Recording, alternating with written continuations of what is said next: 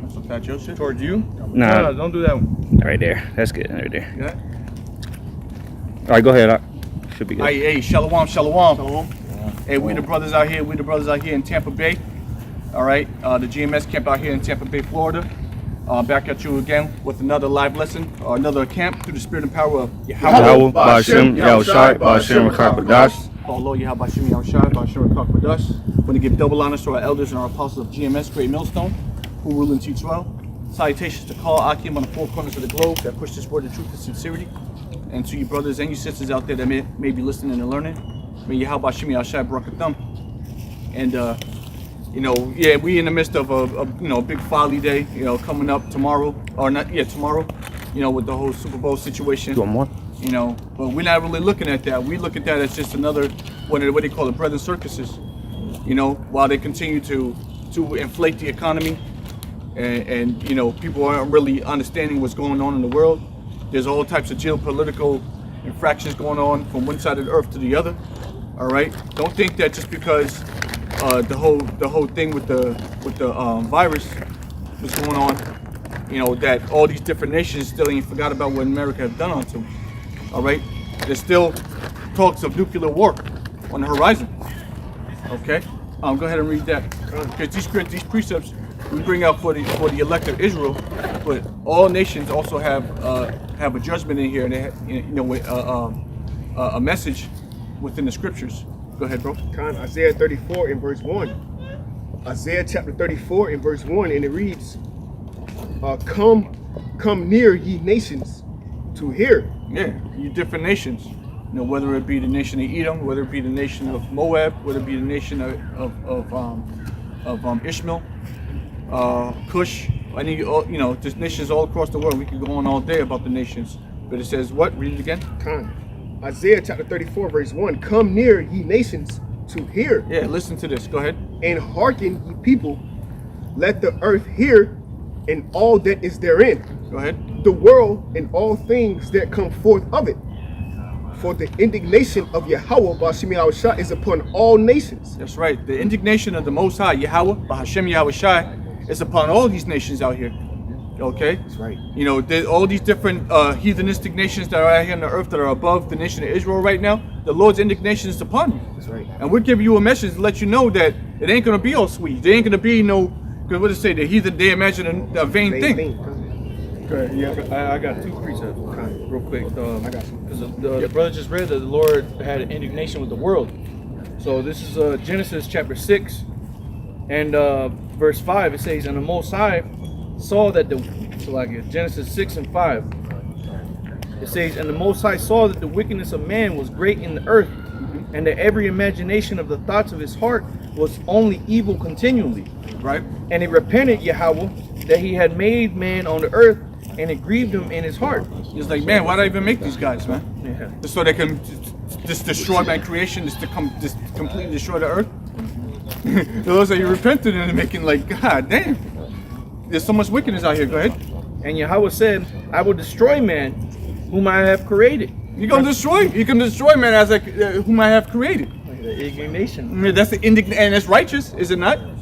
Okay. You know, but we know that it's not gonna, that everybody's not gonna be utterly destroyed. Yeah. Okay. Well, that's what it's gonna get into. Yeah. Yep. It says, but both man and beast, and the creeping thing, and the fowls of the air, for repented me that I have made them. Read it again. I'll start again at verse 7, Genesis 6 and 7. And Yahweh said, I will destroy man whom I have created from the face of the earth, Right. both man and beast. And brother, if you want to get real quick, Luke 17 and 26. It says, both man and beast, and the creeping thing, and the fowls of the air, for it repenteth me that I have made them. You got everything got to go. Yep. Okay. Go ahead. But Noah found grace in the eyes of Yahweh. There it is. You know, so there was hope on this earth. The Most High had a spirit on Noah, and just him and his faith, what he did, you know, he was out there for 120 something, you know, 120 years. Yeah, well, let's say over 100 years, over a century out there prophesying to his people, letting know that, hey, it's about to go down, get right with the Lord. And nobody listened. So there was faith found on the earth. This man did that, okay? And he built the ship. He built the ark. You know, he actually did that. He built the ark. He did what the Lord asked him to do. That he did that through faith. Ain't nobody tell him, man to man, tell him to do this with a gun. It was said no. It was through the spirit of Yahweh Bashim Yahushua. You know, we can say that now. All right, that he actually went ahead and did it through the fear. He did it, and then faith was found in Noah. Go ahead. You have something to say? That was just the point. That was the point I wanted to make. The water. Go ahead, make your point. That's why I mean, Acts, in Hebrews 11, it says, by faith, the Most High. That's the spirit. Got it? Yeah, the water. Spirit. I was thinking that too. Go ahead. Spirit. I'll get to I just started 6. It's Hebrews 11 and verse 6.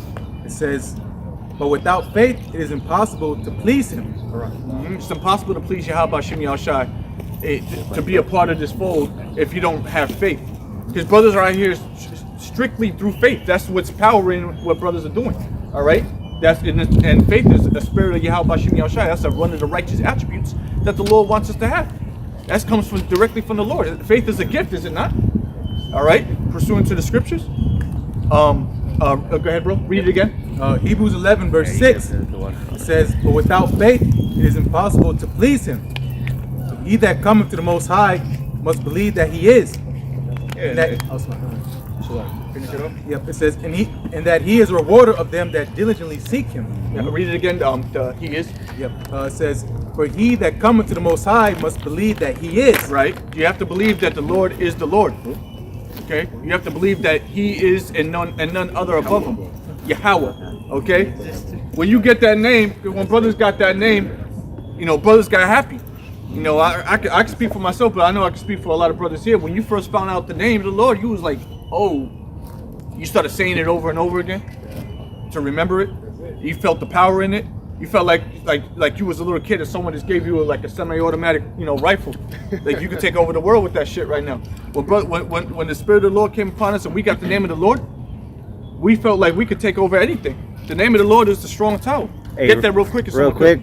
When I first came into the truth and heard the name, I was working at the FedEx, and when I was working, all I could think about was the name, trying to get the name right. Like the whole shift, the whole 10-hour shift, I was trying to keep saying the name over and over. So we were obsessed with it, because it was being drawn out, Yeah, you're trying to get it phonetically right. What do you say, Yahweh? Yahweh? Yeah.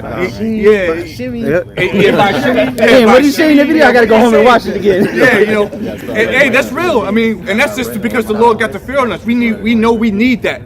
Okay, if we don't have that, then we can't go further.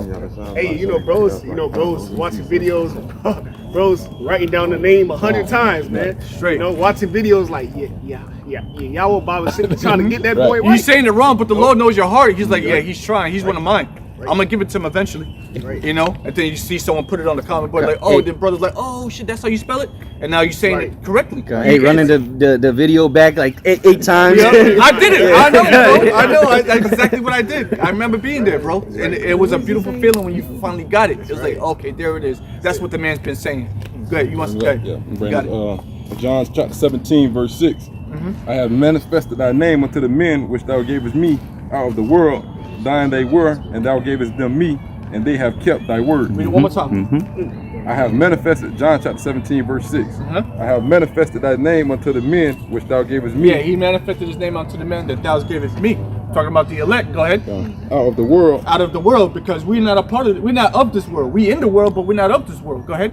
Thine they were, and thou gavest them me, and they have kept thy word. That's right. Brothers are doing their best in truth and sincerity to keep this word to as best as we can while living in an environment like this. Go ahead. That's what Noah did. Yeah. Noah kept the words of the Lord because the Lord told him what he had to do. He told him what was coming, and he told him to warn the people. And that's what Noah did. And we're in the stead of Noah in these days. Absolutely. Prophesying onto the nation of Israel. It wasn't the nation of Israel then, but it was that seed line. Sons of God. Sons of God, right? Sons of the power. And they wasn't getting it. They was playing games when the Lord put the Spirit on Noah to prophesy, and they thought it was a joke. And it's the same thing going on right now. That's why it's like it's like weird to us that you can't see what's happening right now. Okay. But it's all of the Lord. Hey, real quick, like Bud said, we're in the stead of Noah. What does Noah mean? Rest. A resting place, So hey, what does Scripture say? Come rest with us. God, 2 Thessalonians 2:7, or 1:7. Go ahead. Read again. Hebrews chapter 11 In verse 6, it says, without faith, it is impossible to please him. It's impossible to please Yahweh Bashim Yahushua if not coming in this thing with faith. Go ahead. Yeah, real quick. And what's faith? Faith is evidence of things not seen, or the hope of things not seen. The evidence. Yeah. Read the first verse. Oh, okay. Yeah, Get the first verse. Get the first verse. Yeah. Yeah, real quick. Hebrews chapter 11 and verse 1. It says, now faith is the substance of things hoped for, the evidence of things not seen. Yeah. Now, did Noah see the floods? Did he see the rains coming? No. All the earth was. Remember back then, before Adam and Eve, went the fuck off. The earth was multiplied. The trees and fruits were grown by the dew of heaven. Okay. So there was no need for rain. But then the Lord was telling Noah, look, there's going to be a flood that's coming. So he didn't know. He had faith that what the Lord said. He just took it face value. Like, all right, cool. You said it. I'm gonna go do it. So that's the faith that was counted for, man. Go ahead, because that chapter goes in. I believe that's the chapter that goes into all the different men. Yeah, all the different men. Yeah. Go ahead. I'll go again. Hebrews 11 verse 6, it says, without faith. Because we ain't seen the nuclear missiles. Right. How many brothers up here have seen the ICBM missile? None. Nobody here. This is why you had the Chi-Town fried and retried. Talking about that. Talking about there ain't no such thing as nuclear missiles. Because they bugged out. But we ain't seen it. But what? We have faith. That means they ain't have faith. No, they don't got faith. But go ahead. Hebrews 11 verse 6, it says, but without faith it is impossible to please him. For he that cometh to the Most High must believe that he is. Right. And that he is a rewarder of them that diligently seek him. He's going back on that again. You have to know that he is, and that he is a rewarder of them that diligently seek him. So who's diligently seeking? The one that is. Man, that name is cold, bro. You can't tell me that the name of the Most High ain't cold, bro. Bro, that's it. That's what his name means, bro. It's a terror. What's it say? Is a terror unto the heathen? Dreadful unto the Hey, heathen. just like the movie Lion King. Mufasa. Say it again. Yeah, it's a dreadful. And the three little hyenas were the heathens, man. Yeah, while the Jake is the lion. Yep. You see, but they hear the name Mufasa, it sends shivers down their spines in a bad way, and that's how the name of the Lord is unto the heathen. Or it will be, and in the spirit it kind of is now. They just don't know what they're hearing right now. They just know it's not good for them. Read on. Yeah. Hebrews 11 verse 7. It says, by faith Noah, being warned of the Most High, Right. of things not seen as yet, moved with fear, prepared an ark to the saving of his house. Yeah, he was afraid. He was afraid that the power that told him all this, if he didn't do what he asked, it would be it for him. So through fear, he went ahead and did what he was asked to do. Read that one more time, bro. Hebrews 11 verse 7. It says, by faith Noah, being warned of things not seen as yet. Yeah, he's like, this is what's gonna happen. Yeah, the place is gonna be flooded. Water's gonna come from the sky. All right, you ain't never seen that before, but it's gonna happen. Go ahead. It said, moved with fear, right? Prepared an ark to the saving of his house. Yeah, prepare the ark so that when it does happen, something that hasn't happened ever in history at that time, when it does happen, he's gonna be straight, and all the people and animals on that boat, on that ship, that vessel, will be safe as well too, because that was commanded to him. Do this, and you're gonna live. I think everybody wants to live, so he did it. He did it, and at the same time, he was prophesying and letting people know that this was gonna happen, and nobody cared, bro. Nobody gave a damn. That they thought this man was joking. They thought he was joking about, he thought he was crazy. This man crazy talking about it's gonna flood. When did it ever flood before? The word flood probably never even really existed. Right. Rain probably didn't exist. Right. So now, yeah, go ahead. This is 2 Chronicles chapter 36 and verse 15. 2 Chronicles chapter 36 verse 15, it says, and Yahweh by Hashem Yahushai of their fathers sent to them by his messengers, rising up betimes, meaning before, Right. The messengers being the prophets. before the judgment comes, right? So like it, and sending because he had compassion on his people. Right. This is a sign of mercy that the Lord has his prophets out on the highways and hedges like this. This is mercy. This is something he's giving you so-called Black Hispanics and Native Americans another last shot at getting right. He's getting everybody, all you Israelites, you so-called Black Hispanics and Native Americans, a fair shot at this by giving you people that are in the flesh, just like you, telling you the word of the Most High. It says, because he had compassion on his people and on his dwelling place, which is Israel. Verse 16, going into Noah. But they mocked the messengers of the Most High and despised his words and misused his prophets until the... That's what he got. That's what I told him earlier to get. But they mocked the messengers of the Most High and despised his words and misused his prophets until the wrath of Yahweh arose against his people till there was no remedy. Yeah, you had to provoke the Lord unto wrath. That's the only way. You didn't care. You despised what Noah was saying. Just like you people out here despise what the prophets of Yahweh Shem Yahshai is saying. You have an issue with it. It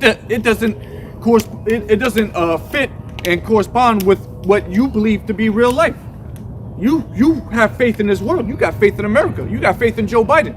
You got faith in President Joe Biden more than you have faith in a man that looks just like you, that's preaching the word of the Heavenly Father. Hey, the Lord got that spirit on the earth right now. We're doing our best to wake y'all up. This is mercy. We don't got no problem with y'all. But we're doing this because we're moved through fear, through the terror of the Lord. Knowing the terror of the Lord, we're trying to persuade you to come out of your sin. Whether you do or not, we really don't care. But if you do, hey man, call the Lord Yahweh Shem Yahshai, because that's a miracle. Because we all came from this shit, bro. Living in the hood and being impoverished. All right, or if you weren't, you was living America to your fullest. But through the spirit and power of Yahweh Shem Yahshai, he woke you out and took you out of this world. Go ahead. That was it. That was it. Go ahead and get that. St. Luke, chapter 17, and verse 26. Luke 17 and 26. And because this is mercy. The Lord's showing the nation of Israel mercy, but the nation of Israel doesn't want it. They have an issue with it. It's too bitter. And you could tell him about the kingdom of heaven. You could tell him about ruling over all the nations. He gonna look at you like you're a straight racist. He gonna look at you like you the black KKK. How could you say that, bro? We came from that too. Why you want to do that to them? You supposed to turn the other cheek. They going all in their emotions. But you're telling them like this is all of the Lord. It's coming out of the Bible. But they don't want to hear it. And they're the same people that go to church every day. It's a spirit on them though. It's like the dude that just walked by. You saw what he did. He didn't want to do it. He didn't want to hear us, and he don't even know what we're talking about. You know. Yeah, perverse spirit. Yeah, exactly. Yeah. He know his works are evil. Yeah, God. Go ahead. Yeah, St. Luke chapter 17 and verse 26, and it reads, and as it was in the days of Noah, so shall it be also in the days of the Son of Man. Right. So just like it was in the days of Noah, it's going to be the same way today. When knowing that the Lord is about to come back, the Lord's about to make his grand entrance, his grand return.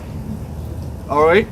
The Lord's about to come back and destroy this place. He's about to bring fire and death and destruction and a sword upon all this place. It's going to be the same vibration as it was back in the days of Noah. People playing games. Read on. Verse 27.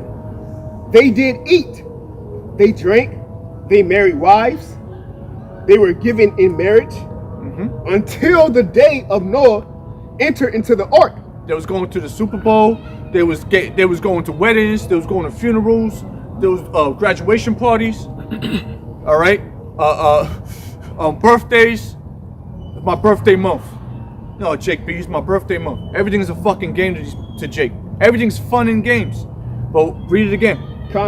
Verse 27. They did eat, they drank, they married wives. Right. They were given in marriage until the day that Noah entered into the ark. When he entered into the ark, that means there was a flood coming. That means danger was amiss. Go ahead.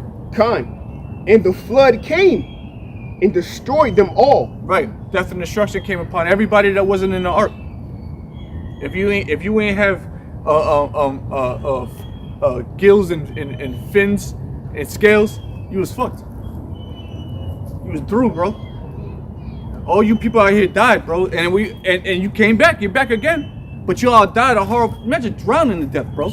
Y'all not paying attention to this shit. Yo, there was a big ass tsunami in Sri Lanka back in 04. Yeah. And then there was another one in Japan. They made a movie about that shit. That's Yeah. how bad that judgment was. People got swallowed whole. It's not funny, bro. Like, y'all want that? Y'all playing games with this shit. Yo, that was a horrible. Imagine being caught up out there in a tsunami. Y'all don't understand the terror of the Lord. We're trying to tell you the terror of the Lord so you could come back into your heritage and miss this destruction. It's gonna be bad out here, and it ain't gonna be no flood this time.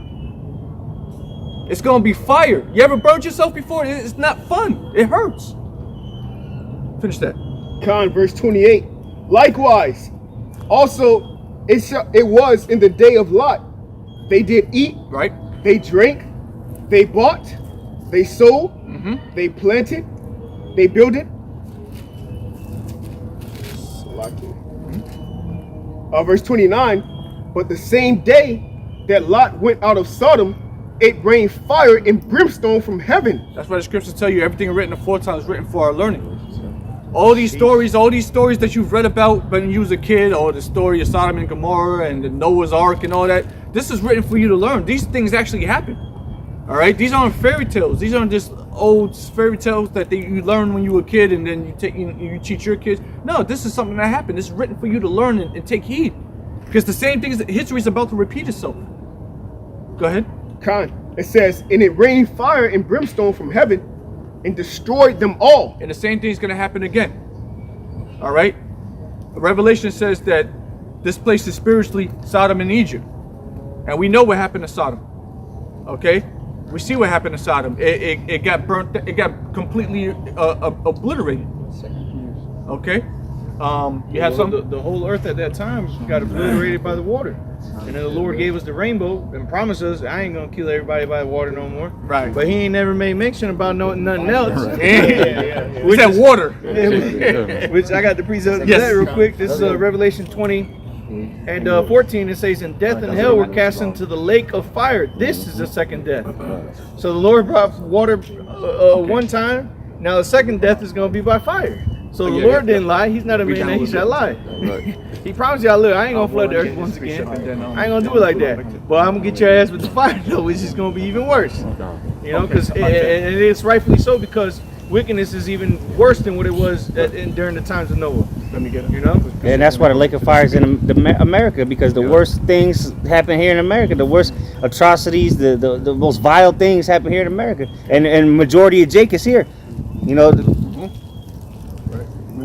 And that's why, like the brother was going into, that's why the Lord's going to come, pursuant to Isaiah 66 and 16, or 15 and 16, the Lord's going to come with fire and with his chariots like a whirlwind, because he's coming with his nuclear missiles, which is his army, okay, the glittering sword. That's how he's going to bring the fire, and he's coming with the chariots of Zat niggas. Because, bro, all this shit that's going on, the Lord got to do something about it. It's like, yo, we got a Kainos, a new heaven come down, Kainos, you know, refresh. He's got to refresh the earth again, just like he did in the times of Noah. He saved the remnant, and he refreshed the rest of the earth, and everything else had to be reborn. You know? Except this time, we ain't gonna bring no animals with us. This is gonna be the people. There's gonna be some places that don't get completely destroyed, okay? Because the whole earth was destroyed back then via the floods, but there's going to be some animals, but things are going to be renewed again, just like in the times of Noah. Exactly, and that's what we're looking forward to. Hold that, Kanakala, get yours. All of the 2 Peter 2 came out? Yeah, no, not yet. All right, this is 2 Peter 2, verse 4. 2 Peter 2, verse 4. It says, for if the Most High spared not the angels that sinned, but cast them down to hell and deliver them into the chains of darkness. That's the angels. That's going until you niggas. All right, you so-called Blacks, Hispanics, and Native Americans. Look at the state you're in. All right, you were powers. You were princes of the power. That's your nationality, princes of the power. That's what it means. All right, but you started serving the gods of other nations, and you was cast down into this corruptible flesh. Go ahead. To be reserved unto judgment. Yeah, judgment. You go into the book of Ecclesiastes, it tells you that the place of judgment is under the sun, which is here, the earth, the planet Earth, where you see people be born and people die. Sometimes people die of horrible deaths. That's judgment. Okay? You live a good 80 years and then you're through. You know, back to the spirit world for you until it's time to come back again and relive the same bullshit in another captivity. It's all captivity. It's all hell. Everything's hell down here. It sucks. As beautiful as the earth is, and we talk about the beauty of the earth all the time, it sucks being down here because you're not in your power. Righteousness isn't ruling. It's all wicked. Everything is corrupted, wicked, and tainted. So you're living down here. This is your judgment. Have fun with it. Read on. Verse 5.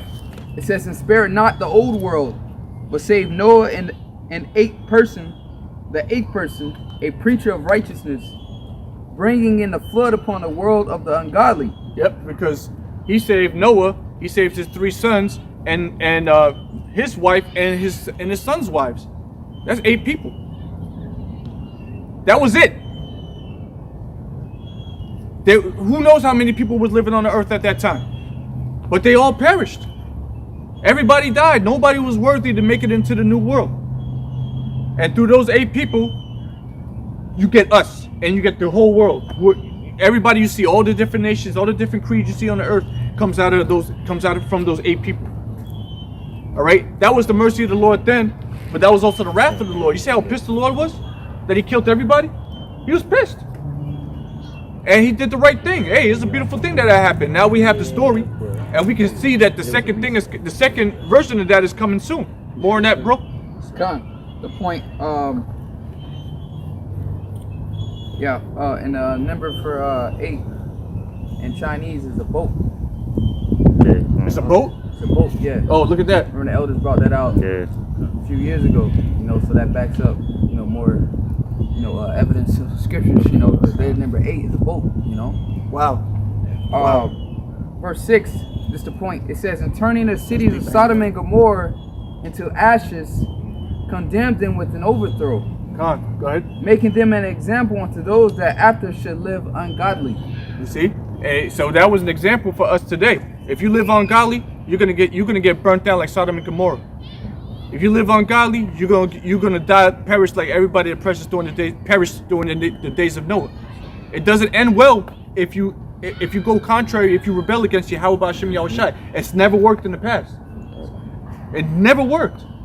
What has worked though, if you go into the book of Sirach, the 2nd chapter and the 10th verse, it says, is there any man that has trusted in the Lord and has perished? I forget how it goes, but you know what I'm talking about. 2 and 10. Yeah, 2 and 10. Generations of old. Look at the generation of old and see. Those examples. If you trust in the Lord, you straight. If you try to rebel against the Lord, you get Sodom and Gomorrah. Straight Gomorrah out here, and that's what's going to happen to America, because America is spiritually Sodom and Egypt. Before you read on in that, finish that, what you had there. Read it from the top again, and then we'll get into that. It's Hebrews chapter 11 and verse 7. Hebrews 11 and 7, it says, "By faith Noah, being warned of the Most High, of things not seen as yet, moved with fear, prepared an ark to the saving of his house." Right. Go ahead. Yeah, in that ark, yeah, it was just those 8 people on the ark, along with all the animals that that was in there. But focusing on focusing on Noah. Okay, of course his sons, but focusing on Noah, because Noah, it was through his faith that we are still here today. Go ahead. If I can say, it said, the Most High warned Noah, pretty much that's the Lord humbling himself, because of course the Lord is the high and lofty one, but it says in Psalm 113 chapter, it says, "Who is like unto Yahweh Shah power, who dwelleth on high, who humbleth himself pretty much to behold what's going on the earth and in the heavens." So that's the Lord humbling himself. We read earlier in Genesis 6 chapter, the Lord humbled himself, to check out what's going on down here. He could have just wiped it off clean, but the point is, he found grace, and that's why, again, the point of Noah was going into. Yeah, Noah was that he had faith. He was the only one. He was the only one out of all the people on the earth that really had faith in the Lord. Go ahead. Yep. It says, I'll finish it up. It says, "Prepared an ark to the saving of his house, by the which he condemned the world and became heir of the righteousness which is by faith." Yeah, beautiful. You see? Yeah. Go ahead. What you Just back you up on what you said. This is Psalms 14 verse 2. Yeah. Psalms 14 and verse 2. Start at verse 1. Back the brother up. Psalms chapter 14 and verse 1. "The fool," this is a psalm of David, "the fool hath said in his heart that there is no power." Yeah, that's a lot of people. That's how they think. They don't believe in the God of Israel. They think that that's old school. That it ain't like that no more. But we're just going through precepts right now that showing you that it's about to happen again. What happened in the days of Noah. Right. Go ahead. That's right. It says, they are corrupt. They have done abominable works. Yeah, the world has done nothing but abominations on this earth. Abominable works. Starting with our peoples and of course all the other nations. Specifically Esau and Edom. Go ahead. It says, there is none that doeth good. No, none do good. All right, and we can even look at ourselves and be like, you know, we try to do good, but we're not good. Okay, you know, just because we still make mistakes and we still sin, we still go off. You know, there's no good. Everything is corrupted. Everything is tainted, bro. Right, yeah, I wish I even said that, man. He said, why callest me thou good? Or why callest thou me good? Right. You know, there's only one good, but the Father. You know, because the ways of Yahweh Shemi Shai are good. It's not nothing that we do, but we strive to follow his ways, and we even can't even keep his ways. So we ain't good, you know. Yeah. That's why that's why we continually to be humbled, because we try and then we fall short of that glory. You know, and it hurts inside because you're doing your best, and then, you know, one thing leads to another, you fuck up. And that's what the Lord's looking for, a broken and contrite spirit. Yeah. Like, damn, Lord, I want to do better, but the Was spirit is willing, but the flesh is weak. Right. You know? That flesh, bro, gets in the way all the time. You know, we try. You know, we try to hold up to the examples written about in the Bible. Those are some righteous men. Sure, there was mistakes made there with them as well too, but for the most part, they were. The mission was accomplished. Thank you. You see? Salai, real quick, because at the end of the day, Noah still made an ark that saved him and 8 other people and the animals. 2 of every unclean animal, or 7 of every clean animal, and 2 of every unclean animal. So he did everything that he was supposed to do. He might have failed at a couple times, but then he came back, corrected whatever he had to correct, but it was still accomplished, and he was still delivered. So the things that we doing in these last days, yeah, you're gonna fail, you're gonna go through troubles, you're gonna fall down, but a righteous man falleth down, but getteth up, falleth down 7 times, but he getteth back up. So that's what the Lord is looking for. Men that are willing to know that we in the flesh, know that we weak, that we're not perfect, but we strive to be perfect, and we strive to do what the Lord said.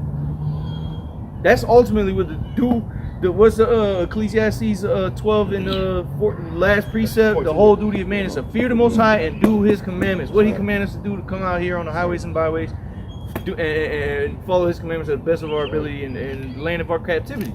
Because in that scripture it says, "Fear the Lord." If you're not gonna do those things if you don't fear the Lord, like. Yeah. Well, the brother read it. His fear was counted for him faith. There it is. See, you can't feel like I don't got, faith is bullshit. Yeah. But you're talking about you're a God-fearing Christian, But you get lined up. Yeah, exactly, and you break in all the easy laws, the easy ones that you can easily keep here in Babylon. You're still breaking them. You're doing it on purpose too. And you're doing it with a smile on your face. That's pride. The Lord don't like that. That's also no fear. No fear. That means you ain't got faith. Noah, out of fear of shit, I'm gonna die if I don't do this. Yeah. If I don't build this ark, and that's what we doing. We spiritually building an ark. We spiritually building a temple. Spiritually building an ark. If we don't do what we supposed to be doing, we gonna be destroyed. Yeah. Hey, because imagine if the Lord didn't warn Noah. Yeah, it should be over with. It'd be done. Yeah. There would be no Peleg. Well, Peleg was before Noah, but there would be no after that. Okay. Seth would be done and over with. There would have never been no Abraham, Jacob, and Isaac. Just be a water world. And it would be prepped for Yahweh Shai to destroy all mankind on the planet Earth. Mm-hmm. He almost did, but through Noah, through Noah, the faith of Noah, he kept it going. I got a few for you real quick. Yeah, go ahead. I wanted to finish that, but wait, did you? I can keep going. It goes. All right, go ahead. No. If the Noah part's done, then we're good. Yeah, go ahead, bro. All right, this is Sirach 1 in verse 12. Sirach 1 in verse 12. The point is verse 14. Mm-hmm. Sirach chapter 1 in verse 12. And it reads,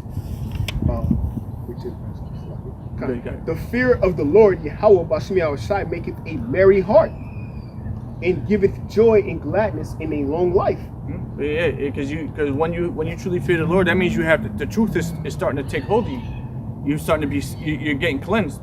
So now, yeah, you see everything going on in the world, which, you know, as Ecclesiastes 1:18 says, you know, that much wisdom, what's it say? Brings much, grief, sorrow, yeah, something like that, you know. But at the end of the day, read it again. Sirach chapter 1 and verse 13, verse 12. Right. The fear of the Lord Yahweh Bashim Shai maketh a merry heart. Yes, you know that good is coming out of all this struggle that we're going through. Good, something beautiful is coming. It's going to be the fruit of it. Go ahead. And giveth joy and gladness and a long life. That's right. It sure does. Go ahead. Verse 13. Whoso feareth the Lord Yahweh Bashim Shai, it shall go well with him at the last. That's right, and we know that. That's why we're still doing this. We could have got bored with this and went on to back into Egyptology or into some other shit. You know, fucking with drugs, trying to find the truth. Yeah, worshiping a rock, putting water in the bowl and shit, putting fruit in the bowl, thinking the rock gonna eat it. Putting a little cheese, Cheeto in front of it. Put a little Cheeto there, clasp your hands and pray to, you know. No, we could have been doing that shit, but no, we believe in this. Go ahead. It says, and he shall find favor in the day of his death. We have confidence that the Lord's gonna, you know, he's gonna find favor. Go ahead, read on. Verse 14, it's a point. Yeah. To fear the Lord, Yahweh Shemiah Shai, is the beginning of wisdom. And it was created with the faith in the womb. Yeah, wisdom is not going to dwell in you if you don't have true, honest fear of the Lord. All right? It's going to flee from you. You're going to continue to miss out. And you're going to be dealing with some other spirits. Some of these women, as the scriptures talk about philosophies being women, you're going to be dealing with these other women.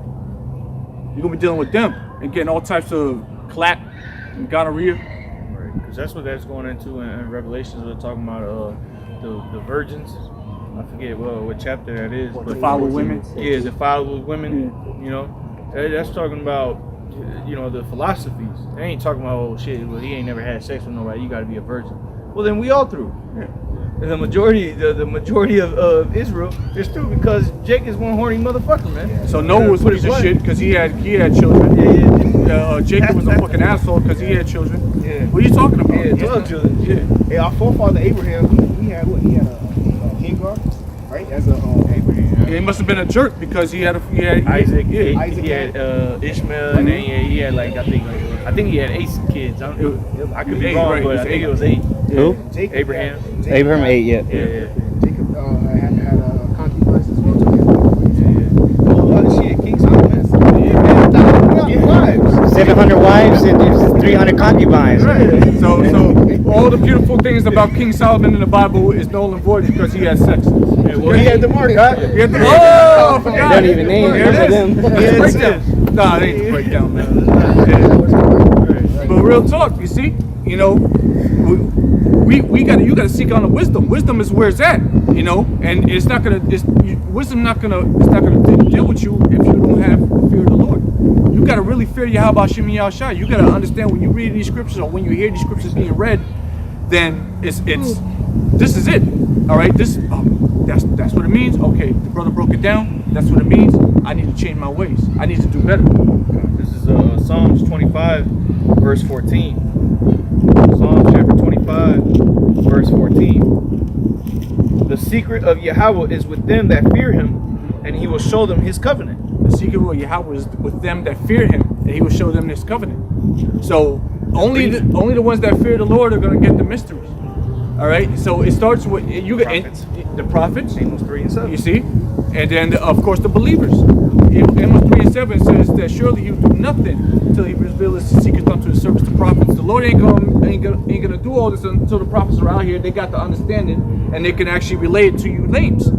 Once you brothers get it, you know, then you get healed, and now you get the fear of the Lord on you, and you're doing the same thing as us. And the brother was reading earlier in John chapter 17. Yahweh Shai I prayed not only for these, but them that believe on them through their words. Mm-hmm. Exactly. So, like the brother just said, there's going to be other people who, outside of the servants, the prophets who receive his secrets, that fear him, that are going to be delivered through the word, because they're going to fear through them. They're going to be like, damn, okay, them dudes talking about judgment's coming. I better get right with the Lord then, shit. And they're going to believe. And those people are going to be saved. Not these people whooping and hollering and stomping their feet in the churches, man. Nope. That ain't fear to the Lord, man. Because guess what? When they go and they have their little Sunday brunches at the church, what do they eat? Pork, sausages, dude over here trying to get it in with another woman, you know, that's married. And that shit's all abominations, man. The Lord, that's why the Lord got it, is coming back with the fire, man, to clean all this shit up. Because what do you do when you have back in the country, up in North Carolina, I know they probably do that same shit down here. When you got weeds in the grass, what you do is you light the whole lawn on fire. And it's going to kill all the weeds, and what's going to grow back is the grass, and the weeds are going to be gone. So that's what the Lord got to do. He got to bring and light the whole lawn on fire. Light the whole land on fire, and the grass is going to grow back, the Israelites, and the weeds are going to be done away with. That's right. Hey, you know, it's That worthless. 118. Yeah, that 118 is going to take place. Yeah. You know, well, that's going to be burnt off, but only the remnant's going to remain. All right, the northern and the southern kingdom. Police code. Go ahead, Malachi. This is the book of Proverbs 14. We're gonna start at verse 26. Since the brothers are, hitting on the fear of the Lord. This is the book of Proverbs 14, verse 26. And the fear of the Lord is strong confidence. Man, fear of the Lord is strong confidence. Like you with faith hard. Nobody can take. No mammal, no reptile can take the faith from you. Ain't nobody down here gonna take the faith from you. You in it to win it. Strong confidence. That's right. Nobody gonna take it from you, bro. That's right. No woman, your mother, nobody. The scripture say no man shall take thy crown. You know. Yeah. It does say that. The scripture says no man shall take thy crown. Yeah, hold fast. You don't give your crown unto another. Go ahead, bro. Back at 14:26, it says, "And the fear of the Lord is strong confidence, and his children shall have a place of refuge." Yeah. We call on the name of the Lord. What's that? Strong tower. You see, we steady calling on the name of the Lord daily. Which is where the wit and understanding shall hide itself in a secret place. Yeah, I just read that. It's gonna be in the Lord, you know. God. Yeah, it's gonna be in the Lord. Hey, if you're not under the wings of the Lord, bro, you just out there with no protection, no armor. You just through. Yeah, the spiritual ark. Noah was hidden from the judgment that came. You know, the Lord sealed the ark. Which the Lord's getting ready to seal the ark now in these last days. Yeah. We see the Lord tightening things up, man. You see what Esau is doing out here today. Esau ain't doing things on his own accord. It's according to the Lord, man. The Lord is sealing things up right now. He's shifting the wheat from the chaff, you know, and the Lord is preparing things to set the stage for the deliverance, man. Because that's when the Lord is going to show his power, the most power through his deliverance. So, bro. Read Wisdom of Solomon chapter 5. Yeah, prime example. There's other books too in chapters 2 that go into the same thing, bro. 16, you know, 16. So we're telling you, bro, like it's gonna be well with you if you fear the Lord. It's in your best interest to fear Yahweh Shem Yahushai. All right, if you were black, Hispanic, Native American, so-called, then you need to come to your understanding that you're an Israelite and you need to own it. All right. If we use the word pride in anything, take pride in that. You're an Israelite. That is dope, bro. You gonna win, but you're gonna lose badly if you're walking out here without no fear of the Lord. You thinking you this and that when you really ain't shit. You was reading. Brother has some. Okay. You thought yours. Okay, go ahead, bro. This is I had one more. I got one more. Yeah, go ahead. Okay, go ahead, bro. It's the book of Proverbs 14:27. The fear of the Lord is a fountain of life to depart from the snares of death. That's right. Yeah, because it talks about the word of the Lord being as living waters. You know, this is a fountain. The fear of the Lord is like, what does it say? Read it again. So verse 27. The fear of the Lord is a fountain of life to depart from the snares of death. Hey, man, that's beautiful, bro. To depart from the snares of death. The Lord got your back. The Lord knows that there's danger out here. He put us out here. He set us out here as sheep among wolves. There's danger around every corner. But if you have true, honest fear of the Lord ain't gonna put you in a position where you're just gonna be completely utterly destroyed out there. He's gonna cover you. He got your back. But you have to truly understand that He is.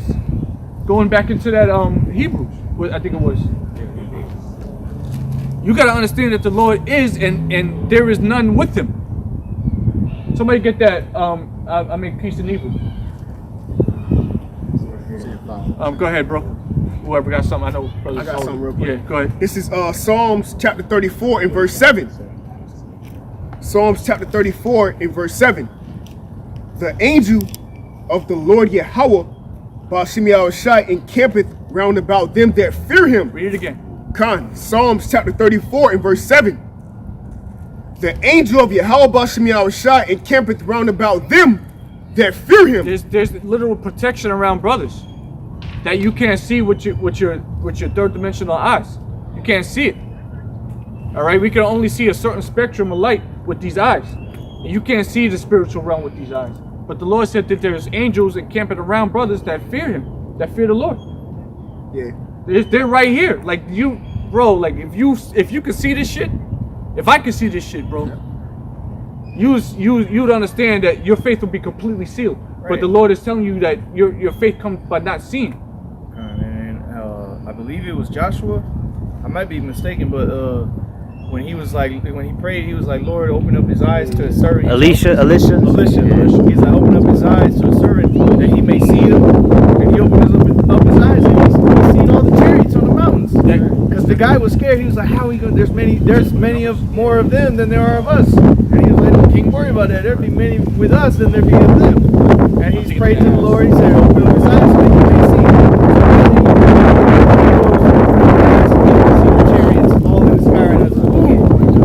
Angels camped around him. Ain't nothing gonna take me away from this truth, bro. I saw that. The Lord don't want it like that. The Lord wants you to just figure it out and believe it, and then He's gonna reveal it onto you. It's better that way. If you ask me, I like surprises. I'm into surprises, you know, especially if they positive. Like, oh shit, you brought me that. Oh shit, yo, we know like through the Spirit that the Lord got us, right. But wait till the Lord reveals it onto us, so we actually gonna see it. Kind of. That's why the Scripture says that the Lord came with or the beginnings were with signs or with signs and wonders, and the ends get it real quick, short, so I don't misquote. Yeah, I know what you're talking about. Because the Lord was showing men certain things in the beginning, but now it's through signs and effects. We're gonna see the signs, which is the prophecies. That's the sign, and then the effects of what the prophecies actually happening. Here it is. Go ahead and get it, brother. This is 2nd Esdras 9. And let me start at verse 4. It says, let me start at verse 3. It says, 2nd Esdras 9 and 3, it says, therefore when there shall be seen earthquakes and uproars of the people in the world, then thou shalt well understand that the Most High spake of those things from the days that were before thee, even from the beginning. For like all that is made in the world, hath a beginning and an end, and the end is manifest. Even so the times of the highest have plain beginnings, and wonders and powerful works, and endings and effects and signs. Read the part about the beginnings again. Verse 2nd Esdras 9 and 6. It's go back to 5. It says, for like all that is made in the world hath a beginning and an end, and the end is manifest. Even so the times of the highest will have plain beginnings and wonders and powerful works and endings and effects and signs. And wonders and powerful works. The Lord opening up your eyes to see a bunch of chariots on the mountain, that's a powerful work, man. Elisha bringing that cat, calling down fire from heaven. The Lord opening up holes where people just fall in and then close back up. The flood, or the flood. What? The Lord parting the sea. Those are great wonders, man. If I may add, hey bro, Baba Kashaf, if I may add, and that's beautiful because what you had great sea creatures, man. That Israel had to literally walk on dry ground, man. Okay, looking at the sea creature, the Lord split that, man. You know, seeing the walls of creatures, man. You know what I mean? Yeah, you know, and those in that time that was there, you know. So how much more? Jeremiah 16 and 14. How much more the deliverance out of Babylon the Great the Lord getting ready to do, man? You know, the Lord getting ready to turn it up. You know, you might get that on deck too. Yeah, come. Yeah. I got a quick preset for you. You know, talking about the power, the Lord showing His power. This is a Wisdom of Solomon, chapter 12. Wisdom of Solomon 12 and 17. Because if the Lord showed all those works before, and those are marvelous works, and He said this is deliverance going to be even greater. So this is a Wisdom of Solomon 12 and 17. For when men will not believe that thou art of a full power, because remember, people right now, they don't believe in God. They forgot about the power that delivered Israel. Yeah, exactly. Yeah. Shall I find faith? Yep.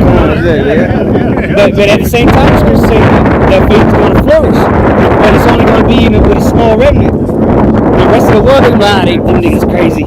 It says, Wisdom of Solomon 12:17. For when men will not believe that thou art of a full power, thou showest thy strength, and among them that know it, thou makest their boldness manifest. Read that last one again.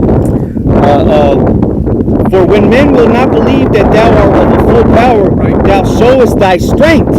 Yeah, that's when you're gonna know that there's a prophet among you. That's when you will know that we was right the whole freaking time. You was wrong. We told you this. We told you, bro. Now look at us, shining. We told you could have been part of this. Dog, we trying to put you on some serious game. Read it one more time, Bubba. For when men will not believe that thou art of a full power. And nobody believes in our power. No, everybody thinks we calling on some Hindu or some we call it Arabic.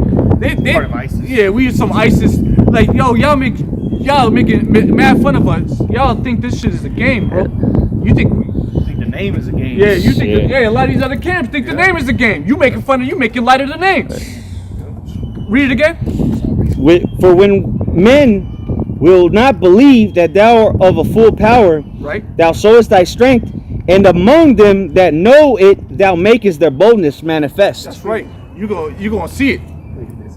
You're gonna see it, bro. And you're gonna be jealous as hell because you ain't part of it. And then you're gonna be scared as hell because you know it's about to come. You know that everything else, if that happened, then you know what's about to happen next. Your ass. Your ass. And we told you, bro. 10 across the ass. That's what the pops used to say. 10 across the ass. The Lord's gonna fuck you up. And I'm sorry about the cursing, but that's what it is. The Lord's coming back down here with a sword. He ain't come down here to play pity pat with anybody down here, man. He gonna be taking nations. He gonna be wiping out militaries. Y'all taking this lightly. He's gonna be wiping out military. We're talking about an invasion.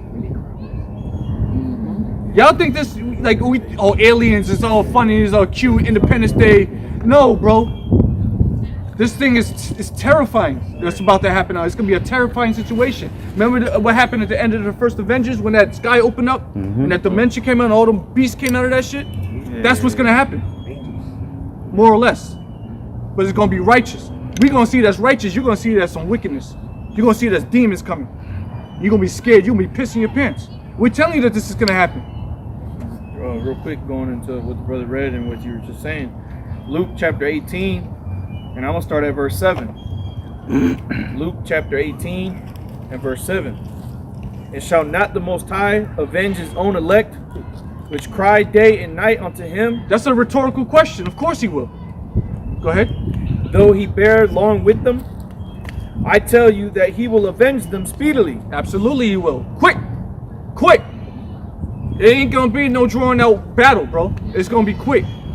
But those of us that are gonna have a front row seat to it, we're gonna be well entertained. We're gonna be well entertained seeing this. Go ahead. Because like the brother said, these people laughing at the prophets of the Lord.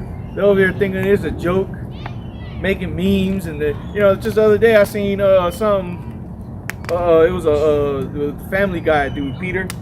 And it was like when you ask a Buffalo Bills fans when's the next time they're gonna make it to the Super Bowl, and it shows Peter just sitting there at a convenience store thinking, and you see in the background outside the store, fucking World War III starts. You see people running from military troops. Then you see people running. The chariots come, then you see nuclear blast come, and then you see the chariots come down. I'm like, so they making mockery of it because that's what the men of the Lord are talking about. We talking about the military troops coming through. We talking about nuclear war, and we talking about the chariots coming. So here it is, they making fun of it in a meme, talking about when's the next Super Bowl going to happen for the Bills. But these things are actually going to come to pass. But they put it in a joke like that, so people think, oh, that's just a joke. So then they see the men of the Lord talking about that, oh, the Bills got that shit up for me. But here it is, we're telling you what the scriptures say. But the Lord's coming quick, man. Just as you feel this breeze come through, the Lord's gonna come just like that. I'm telling you, man, we're gonna wake up in the kingdom of heaven, we're gonna be like, damn, this was all a dream, bro. That's how it's gonna That's be. what It's gonna scripture be said. like, They shall damn, fly I away can't as believe that this shit, dream. you know? I can't believe That's we right, just man. went through that. Because we're talking about generation after generation after generation of the same shit, just getting worse and worse and worse, and then it's finally over and we just in our perfection. It's gonna be like a dream. Go ahead.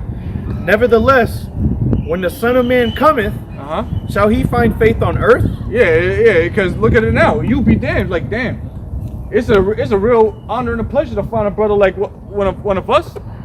Not patting ourselves on the back or anything, but you know when you look at brothers, That's sincere, yeah, you know that sincereness thing that really believe. Wow, what a pleasure it is to meet a person like that, like me.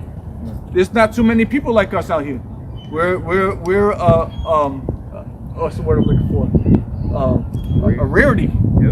Hey, well, the scriptures talk about two on field. One shall be taken up, and Yeah. and the other one left behind. Left behind. So you gonna see one saved, the other one's gonna perish out here. You know, this is a rare thing. This is hey man, if you know a prophet, man, you better start learning. You better start learning under him, or you know, him and yeah, you know, asking some real good questions. And that's how I am. When I deal with people in the world, I'll be like, you know, I'm not gonna say nothing about nothing unless you ask the right questions. Yeah, I got a quick one. This is Proverbs chapter 14 in verse 9. Proverbs 14 in verse 9, it says, fools make a mock at sin, but among the righteous there is favor. That's right. Fools make a mock at sin, but among the righteous there is favor. And get 2 Ezra 8:1. And that's these guys making fun of the interpretation of the prophecies that are happening upon planet Earth. They're making fun of the chip, you know, they're making fun of missiles, you know, making fun of the name of the Lord, you know, so on and so forth. They mock at that. That's why they're not going to take part in what's about to come. That's why they can't be part of it. You can't be down. Because we gave you all we gave you all the understanding. It's all online. You can watch the videos and you can learn. You can be moved by faith, but you didn't want to get it. So you're not going to be able to take part in the glory that's about to come. Go ahead, read that. 2 Ezra chapter 8 and verse 1. 2 Ezra chapter 8 verse 1. And he answered me, saying, the Most High hath made this world for many, but the world to come for few. So you can enjoy your ass out here today. We don't want this. We already gave it up. We're looking forward to the world that's to come. The world that's to come, it has everything to do with us. Yeah, it's about us. It ain't about serving no other nations. It's about us. It's about Yahweh Shai being in charge. And we being joint heirs with our big brother finally. And being in rulership over the nations. If you don't want the Lord to come back, that means you don't want Yahweh Shai to reign upon the earth. What do you want? And what Yahweh Shai said, if he that would not have me reign, bring him hither and slay him before me, man. Off with his head. So what do you think is going to happen to you that you don't want Yahweh Shai to return, man? Oh, that ain't going to happen in my lifetime. Okay. What if it does? Well, we going to see. Because it is. It's going to happen in your lifetime. If the Lord preserves your ass because of that quote, because the Lord's going to preserve a lot of these proud ass Jakes out here because of the shit coming out of their mouth. All right? You got to give every account of all the words coming out of your mouth. You got to give account of that. So, hey, now you talk shit. Oh, the end of the world ain't come. But guess what? You 77 years old and the end of the world is here. Go ahead. This is Matthew chapter 24 and verse 34. 24 and 34. It says, verily I say unto you, this generation shall not pass till all these things be fulfilled. Everything has to come to pass. All scripture has to come to pass. All prophecy must come to pass. And now we're in the last days, the only thing that's left is the mark of the beast, World War III, Jacob's trouble, all these things coming hand in hand, and of course the coming of our Lord and Savior Yahweh Shai. That's where we're at right now. We're talking about the big furniture. Yeah. Okay? Everything else is moved into the truck. We at the back of the store. We already done been through the whole front of the store and made our way to the back. We at the back now. They don't get nothing. We don't go nowhere else after this. Hey, that's it. That's it. You saw everything. Yeah. You saw everything. There's nothing else to say. I don't got nothing else. Yeah. That's it. Now we're talking about the kingdom of heaven. Right. That's the last prophecy. Rulership. Baby. That's what we're telling you is coming to pass. But you all look at it like it's a fairy tale and you don't want to take it seriously. You don't see the signs that the Lord is showing you. All the little signs. I just passed a Jeep or a van on the road that was talking about Jesus is coming, fear God. I'm like, yo, that's spiritual. Hey, well, remember the other day I sent y'all brothers the address of that one dude's house? Yeah, It's 1044 on Holy Spirit Street. Like, what the heck is that? Like, that ain't a sign from the Most High. I don't know what the hell I'm doing then. yeah, I seen it, and it was just an email, you know, one of those, 'cause I work in sales, so it was like a lead, you know, somebody looking to inquire about something. And I'm looking at this dude's address, and I'm like, holy shit, look at the picture. I was like, man, I gotta take a picture of this. No fucking way. Hey, yeah, that's true. You see that? That's just the Lord. He's just showing us that, yeah, maybe I didn't do nothing on inauguration day, but guess what? I'm still here. Okay? I'm still here. Don't forget. He shows us little signs like that. And it just makes our spirit more lively. It's like, okay, yeah, keep pushing for the Lord. You finish that. Yeah, you get yours because you were holding yours, and then this brother's gonna got. I'm going to the word invasion. You brought it up earlier. Going Okay, into yep. the second comment. From the etymology online, this is the word invasion. It's a noun. It says an assault, attack, act of entering a country or territory as an enemy. Invasion, an attack, an assault. All right, and that's going to be Yahushua when he makes his second coming. All right, these people are going to think that it's going to be an attack. All right, but really it's going to be the Lord getting ready to come to destroy this place. All right, to put dominion over this place. All right, so going into Second Wisdom of Solomon 5 and 2, it says, "When they see it, they shall be troubled with terrible fear, and shall be amazed at the strangeness of his salvation." What did it say? It said they're going to what, in fear? They're going to be in fear? Yes. Verse 2. It says, "When they see it, they shall be troubled with terrible fear." They shall be troubled with terrible fear. We're talking about spaceships in the sky, covering the sky, blocking out the sun. All right, Psalms 28 and 17, I think? 68 and 17. All right, talks about that the chariots of the Lord are 20,000, even thousands. They're going to cover the whole sky. We're talking about millions and millions and millions of chariots of the Most High. It's going to cover the world. Every eye shall see him. All right, so people are going to be troubled with terrible fear. It's a scary situation. Go ahead. Hey, real quick, I'm gonna bring this out before he read that because you just said this. I just said it. Yep. Yeah, he was going into kind of spirit. He was speaking about an invasion. This is Revelation chapter 1, verse 7. Yes, sir. "Behold, he cometh with clouds, and every eye shall see him, and they also which pierced him, and all kindred of the earth shall wail because of him, even so a man." That's right. They're gonna wail because when they see that, they're gonna wail. Yeah, good movie to watch. I just watched it last night. Spirit helped on me to watch it. Old movie that I was seeing when I was a little kid, the movie Signs. Oh, Signs. Yeah, watch that shit, bro. They televised the UFOs and everybody's scared as hell. Yeah. It's a good movie. And you know, they talk about the nuclear destruction in there. I was oh shit, because I ain't seen this since I was in the truth. They talk about nuclear destruction, the invasion. You know, like the brothers are going into. It's a good movie to watch. You know, of course they end up leaving and whatnot, but you know, they ain't gonna go down like that. They're gonna break it down like the scriptures break it down. And the spirit is that they were like, oh yeah, the Middle East. You'll see, you brothers watching. That movie came out in the like early 04. 2000s. Yeah, it was like 04 or something like that. Yeah. It was a different. That was right after 9/11. Yeah, I'm surprised. Signs, yeah, that one. Watched Yeah, it when we was a yeah. kid, that VHS didn't burn up. I feel like Over and over. I watched it when I was wow. And that was one, you know, that was one of the Yeah, things in that Brazil, it was in when we Brazil, came yeah, out yeah. that we already believed. That was okay. That makes sense. Since we already had last thoughts night. Yeah. of the church, we already believed in watch the it so-called again, UFOs, you know. And then the Lord, the truth tied it in with the chariots and the angels. We were like, oh man, this is it. That makes sense. Chariots of salvation. Yeah. You know, yeah, it's gonna bring destruction, but it's gonna be salvation for a small remnant of us. Small remnant of people on this earth. Another good one is The Fourth Kind. Oh, that one's scary, bro. I remember I had nightmares on that If one. brothers ever seen that movie, watch that one too. The Fourth Kind. Yeah, I remember. Signs and The Fourth Kind. That's two good chariot movies to watch. The fourth kind bring you nightmares, bro. Don't fall asleep to that shit. Hey, but that's but it's funny if you watch it with a spiritual eye because you see the angels fucking with Esau. Right. So it's a good movie though, but Go ahead, finish that. Finish Yeah, finish yours off. All right, it's the book of Wisdom of Solomon, chapter 5, verse 2. "When they see it, they shall be troubled with terrible fear, and shall be amazed at the strangeness of his salvation, so far beyond all that they look for." Far beyond that they have looked for. We're talking about pure fear being on the people, and they're gonna be upset because they knew that they're gonna remember everything that people were saying to them. They'll say, "Yo, they said that the white man was the devil. They said that, and I knew it, but I didn't want to believe it. And now it's clear. And they said that we was the princes of the power, but they said that we was the powers of the earth, and I didn't want to believe it. I wanted to hold on fast to what America was teaching me, and now it's too late. Now they're looking at the chariots pissing their pants, and knowing that the only thing that's coming out of that is death. Losing control of their bowels. You just completely lose control of your. You're hyperventilating, you're shitting and pissing yourself.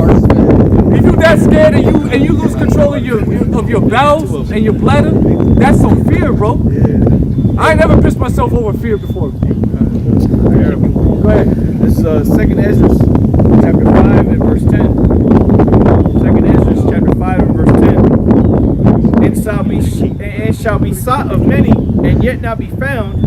Then shall unrighteousness and inconsistencies be multiplied upon the earth. I'm talking about this truth, this wisdom. Many people in that day, they're gonna be like, damn, like the brother was just saying, like shit, they were talking about this, that we were princes of power, and the white man's the devil, and they were gonna bring this chip out, and it was Mark of the Beast. And, fuck, I gotta go live. I gotta scratch in their head. So I'm like, damn, I gotta go live for some answers.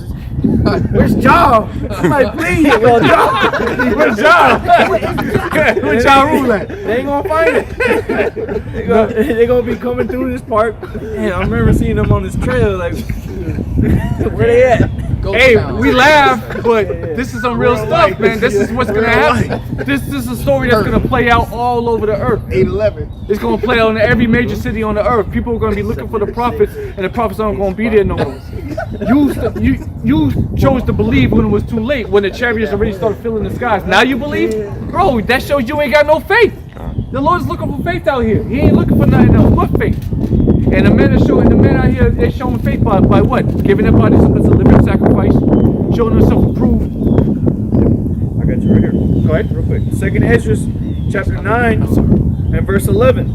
Verse 10. 2nd Ezra, chapter 9, and verse 10. Yep. For such as in their life have received benefits and have not known me, and they that have loathed my law, while they yet had liberty. We're talking about 2/3 of our people. 2/3 of the nation of Israel. That goes for all you black Americans, you blacks on the western coast of Africa. It talks about all you blacks that are in the Caribbean. It talks about all you Hispanics and Latinos. And it talks about all you Native Americans, Seminole Indians, and all y'all. It says, read it again. For such as in their life have received benefits, right, and have not known me. You ain't know the Lord. Go ahead. In his ways. And they that have loathed my law, brother, get that word loathed real quick. Loathed. And they that have loathed my law, while they yet had liberty. Yeah. So this is the time of liberty right now, where you can either serve Satan or you can serve the Lord. All right. So you have they say people say free will and all that shit. Well, it ain't no free will because the Lord directs everybody's steps out here. Everybody, is set. But while you have your liberty, where you can be like, all right, well, this clearly makes sense. Let me just follow after this. No, you chose to ignore this. You loathed it, abhorred it, you mocked it, you made fun of it, you talked shit about it, and you went back into the world. Get that word, love?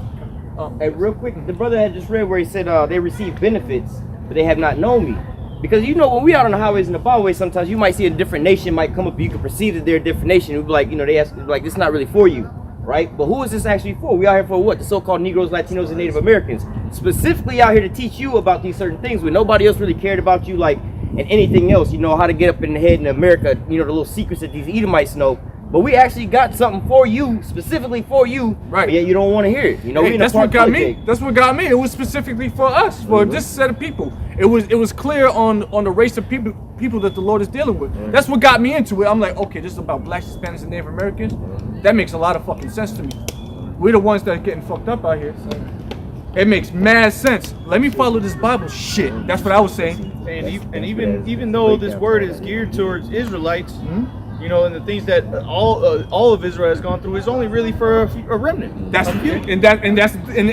It filters even more. Okay, so you start to understand that this is for blacks, Hispanics, and Native Americans, and then once you start really, really getting into it, it's really only for a small remnant of those said people.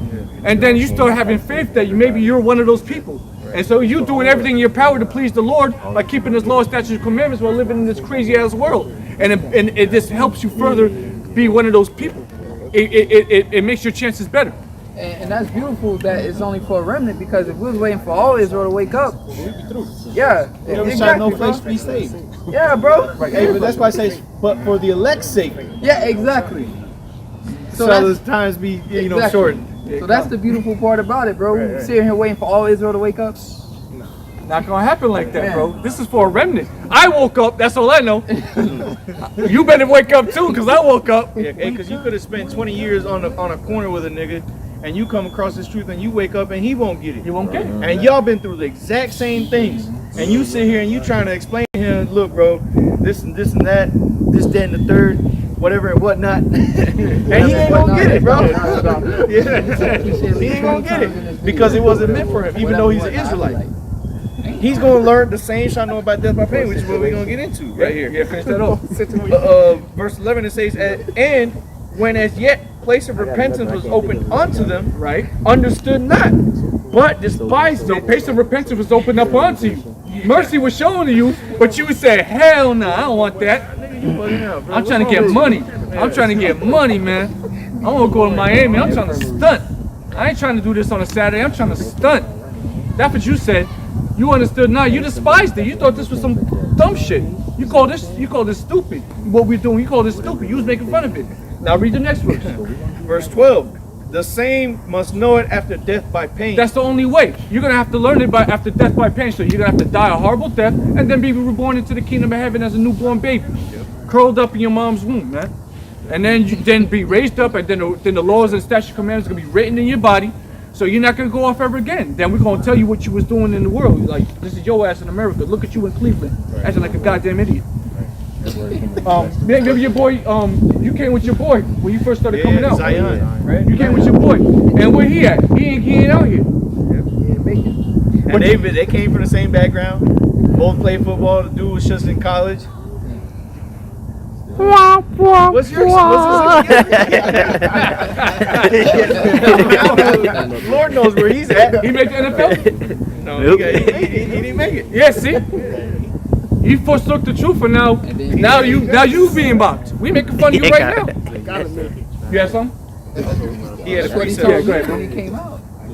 He said, I gotta make it. So Proverbs chapter 1, and this will start at verse 28. Proverbs 1 and 28, it says, then shall they call upon me. Proverbs 1 and 28, it says, then shall they call upon me, but I will not answer. They shall seek me early, but they shall not find me. Keep going down. Proverbs chapter 1, verse 28, it says, then shall they call upon me, but I will not answer. Yeah, see, now you're gonna call upon Yahweh Shemi Ashai. Okay, I believe now. You see all the chariots in the sky burning shit up. Okay, I believe now. I'm good. I'm an Israelite. No, it don't work that way, Jack. Because it said the saints shall know by death by pain. They're gonna start to know once those birth pains come. Yeah, yeah. Then that's when they're gonna start to call. Yeah, the contractions are you know what I'm saying, are such and such a part. Yeah, now you want to believe in it. Nah, dog, don't work that way, bro. You know how long we've been doing this? You know how long the elders have been doing this? Longer than your ass was born, bro. Yeah, as old as your parents, and you over here talking shit. I'm an Israelite now. No, dog. Corner. Talking about Yahweh. Dog, no, don't work that way. You martial law troop marching down the street, and they're on the corner prophesying. Nah, dog. You gonna lose, dog. They're gonna come and get you, bro. They're gonna throw you in the back. The doors of repentance are closed at that point. Yeah. At that point, if you witness to that point, no, the doors of repentance are closed. They're open right now. We still got the Constitution, all right, freedom of speech. You still got the internet up and running. Loosely. Yeah. We say that loosely. We say it loosely. That's how close we are to the doors of repentance being closed. That's how close we are. That's why it's that much more serious. Before you get that, let this brother finish. Hey, kind of real quick, because there will be people that believe in the time of Jacob's trouble, but it ain't. If you in that mindset, you through. Like, oh, I need to go out and teach now. Yeah. Man, you just need to shut up and follow a man of the Lord. Yeah, some people are supposed to get it at that time. Yeah, but that's the more. But somebody in the mindset, let's go teach, and like the said, tanks rolling down the street. Like he ain't right, man. This ain't right. Yeah, you trying to come in the back way. Yeah. Finish that off. Yep. Proverbs 1 and 28, it says, Then shall they call upon me, but I will not answer. Oh, that's a cold cut, bro. That sucks. Oh man, that hurt my feelings, bro. You trying to call him up now? Like, damn, I was wrong. I want to apologize to my homie. I didn't mean to do that to him and say that shit to him like that. Let me apologize. He didn't answer your phone call. Damn, bro. That was my best friend, bro. I just fucked up a good relationship. I fucked up a good friendship because I was an asshole. That's the same thing you're doing with the Lord. Go ahead. It says, they shall seek me early, but they shall not find me. Early, and you ain't gonna be there. Go ahead. Yep, verse 29 says, for that they hated knowledge. You hated knowledge. You didn't dislike it. You hated it. You loathed it. You fucking. Oh, you didn't get that word yet. You got. Oh, did you ever get loathed? Yeah, I got it. Yeah, bring it out. We never get loathed. This is the word loathe in the etymology, and it reads the verb. It says Old English, quote, be hateful or displeasing. Mm-hmm. To be hated or to hate, hateful. You hated the ways of the Lord. You hated the truth. You hated it. You hated the fact that the Edomites were the devil. Why it got to be the white people? Yeah, why they got to be the devil? Why can't we all be equal? Yeah, why can't we all be Israelites? Let's all be children of God. I hate the fact that they're the devil and it's us. I hate that. Why it got to be separate? Why you're allowed to have more than one wife? That's not cool. Go ahead. Hey, Con, it says to be disgusted with. Ooh, you're disgusted with the laws of the Lord. We tell you that, the Shabbat's on the new moon and it's every 7 days after it. Oh, I'm disgusted with that. You mean I can't eat pork? You telling me I can't eat pork no more? You telling me I can't? It's a whole week I gotta go by without eating bread? That's too much for people. That's too much. I can't sleep with another brother's woman? What you mean? That's an abomination. That's what I do, dog. That's what I do. I'm a G. I'm a player. That's how I do. You tell me I can't be a player? Oh, there's no players in the kingdom of heaven? That's what you telling me? So fuck that. Doug's Mansion. on the last song on that first album. So when I die, fuck it, I want to go to hell. Yeah, there's too many goody goodies. I want to be with the goody goodies. I want to be dressed in black tins and black hoodies. Yeah. That's how you niggas think. You think that this is heaven. You on a block. The block is called like Mackenzie Avenue. Oh, that's my block. You ain't Mackenzie, nigga. Finish that off. It's Proverbs chapter 1, verse 29. It says, for that they hated knowledge, they did not choose the fear of the Lord. You made a choice. You made a conscious decision to do the opposite of righteousness. Go ahead. Hey, because I don't want to bring up the example my brother brought up about Zion. He knew it was the truth, but he chose not to fear the Lord. Damn. So walking up, I got really back. I'm walking around the corner, and he said, I noticed the truth because I hear the controversy, because you brothers get in and cutting somebody up. Probably was coming up, to the camp and stuff. Right. So he before he even came up and heard speak, he said, hey, I noticed the truth. But as time goes on, that demon ultimately succumbed by. And he's pretty much now. If I've seen him, he's pretty much in the worst case scenario. Wow. The lust of the flesh overcame. He's worse off. He's worse off now. You see? Go ahead. It's, Proverbs 1:30, it says, they would none of my counsel, they despise all my reproof. They ignored the prophets. They ignored it. They ignored it. They didn't want to hear it. They knew it. They knew it was true in their spirit. But it's like that. La la la la. I don't want to hear it. La la la. That's what they were doing.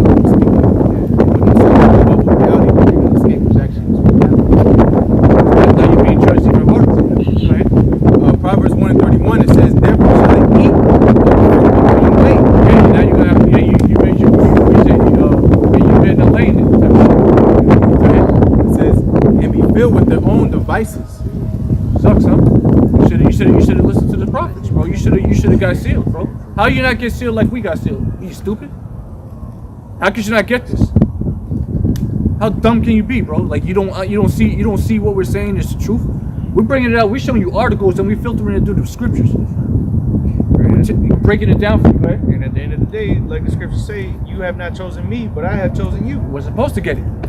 You weren't chosen. So that's a struggle for us. Because it's like, damn, how could you not get this? Like, how dumb are you, bro? You are stupid as hell if you don't see this. Go ahead. Proverbs 1:32, it says, for the turning away of the simple shall slay them, and the prosperity of fools shall destroy them. Yep. For whoso hearkeneth unto me shall dwell safely, and shall be quiet from fear of evil. That's us, or as well. Because we hearken unto the ways of the with that. So now we're going to be covered from all ways of evil. What did it say at the end?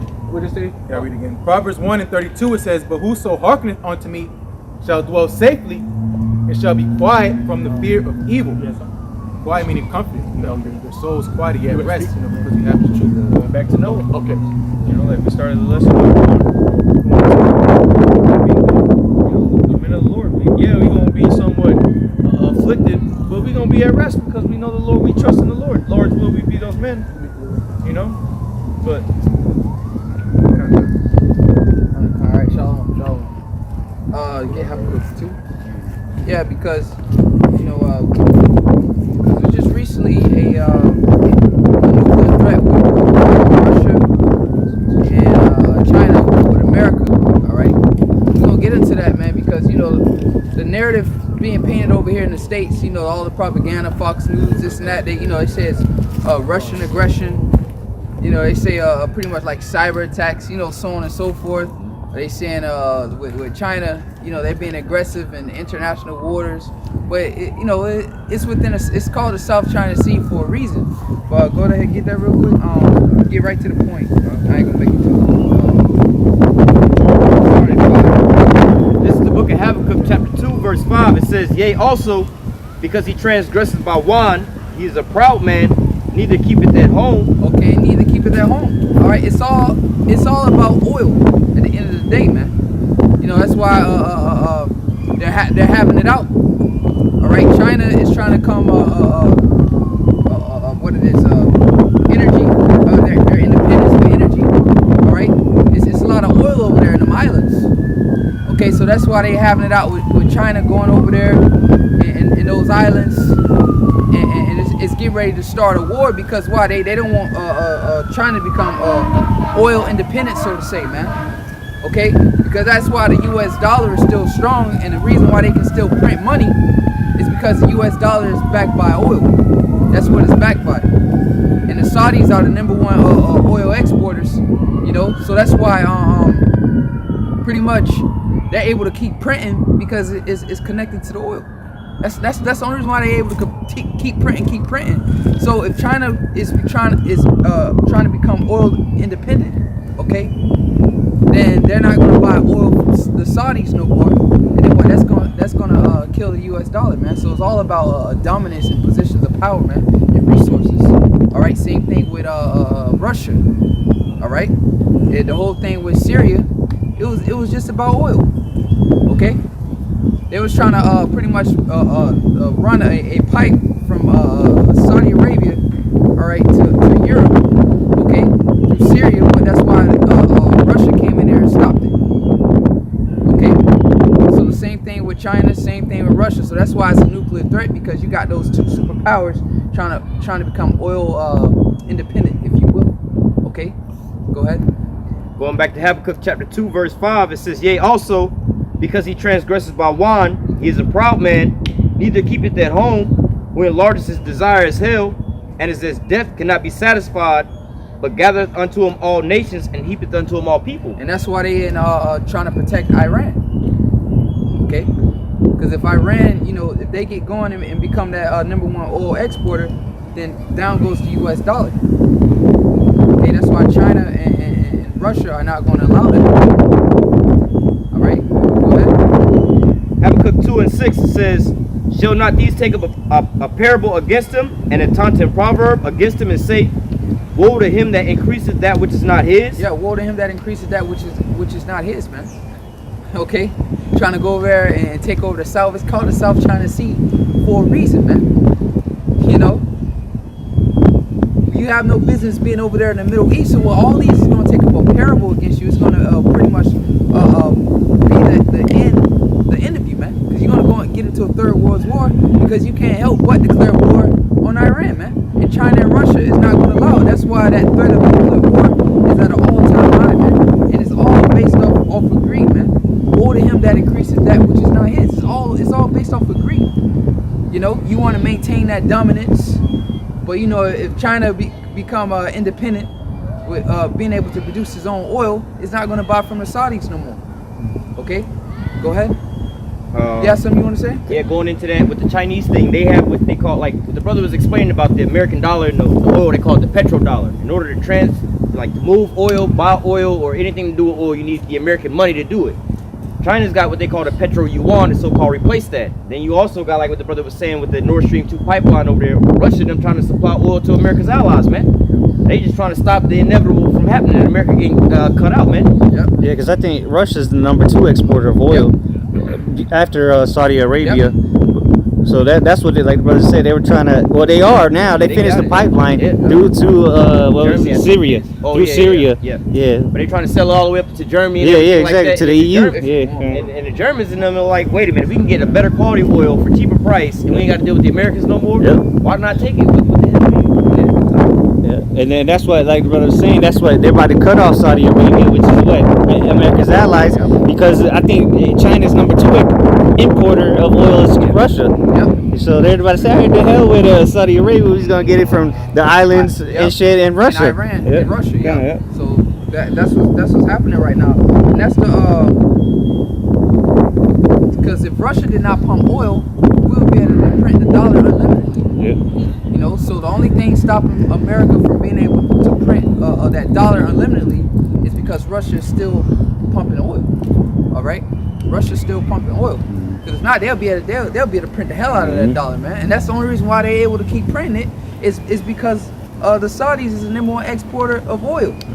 And they trade with the dollar. Exactly. So you know. So they able to they able to keep printing. So once that's what China and Russia are trying to do, man. They trying to find other sources of oil so they don't have to continue to get oil from the Saudis, man. And one way is to be oil independent in those islands over there in the South China Sea. All right, in Iran. That's why Iran is the cash cow. That's why they trying to move so close, so quick in on Iran, because they trying to hurry up and get hold of Iran before Russia and China really, get things started, get things pumping. And also, as far as trade in that area, the only way to get some product in and out of that little area over in the Middle East is through what they call the Strait of Hormuz. And that's right there on the sideline of Iran, man. Like 35% of commerce oil. Like 85%. Like 35%. Anything that's you trying to get to the Middle East has to come up through that one little strait, because there's no other way to get up into there, because it's like you can go from the other side, but that would take you too long to get there. So they just come up. It's like the imports of the Panama Canal, right? You would have to go all the way down through the bottom of South America to get all the way back on up around instead of just going through the middle of it all. So like, all the trade and exports gonna go through that. That's why it's so valuable to get through. So this is why you always hear they talking about the tensions in the Strait of Hormuz and everything like that, because that's a trade route that, you know what I'm saying, but whoever got dominance to that, you can cut off a whole person's food supply, man. Yep. Go ahead. Going back to Habakkuk 2:6, it says, shall not all these take up a parable against him, a taunting proverb against him, and say, woe to him that increases that which is not his. How long to him that ladeth himself with thick clay? How long to him that laid himself with thick debt, man? Going to that word clay is debt. Okay? So this is going to take up a parable against him, man. Because America is finished, man. That's why it's going to pretty much start this whole world war, man. The Third World War. It's done. The end of the empire is here. It's being cut off. All right. If you can get that in Obadiah 1:7, the men are confederate. You said you had something? Yeah. Go ahead. All right. It's the book of Jeremiah 50:22. A sound of battle is in the land. Yep, and that's that sound of battle. A sound of a potential nuclear war, and they can paint the narrative and say it's because of this, because of that, Russian aggression or Chinese aggression in the South China Sea. But it's all about them about to get ready to get cut off, man. About to get cut off, man. All right? They're about to lose. So that's why they got to pretty much, uphold this propaganda that, these are the aggressors. Because at the end of the day, they got to paint a picture. Because why? They got allies. They going to want Europe to back them up, to have they back with it. At the end of the day, soon the Revelation 17 chapter, their own allies going to turn against them. So it's prophecy is really against these devils, man. Go ahead. Jeremiah 50:22. A sound of battle is in the land and of great destruction. How is the hammer of the whole earth cut asunder? And it's being cut asunder right now, financially.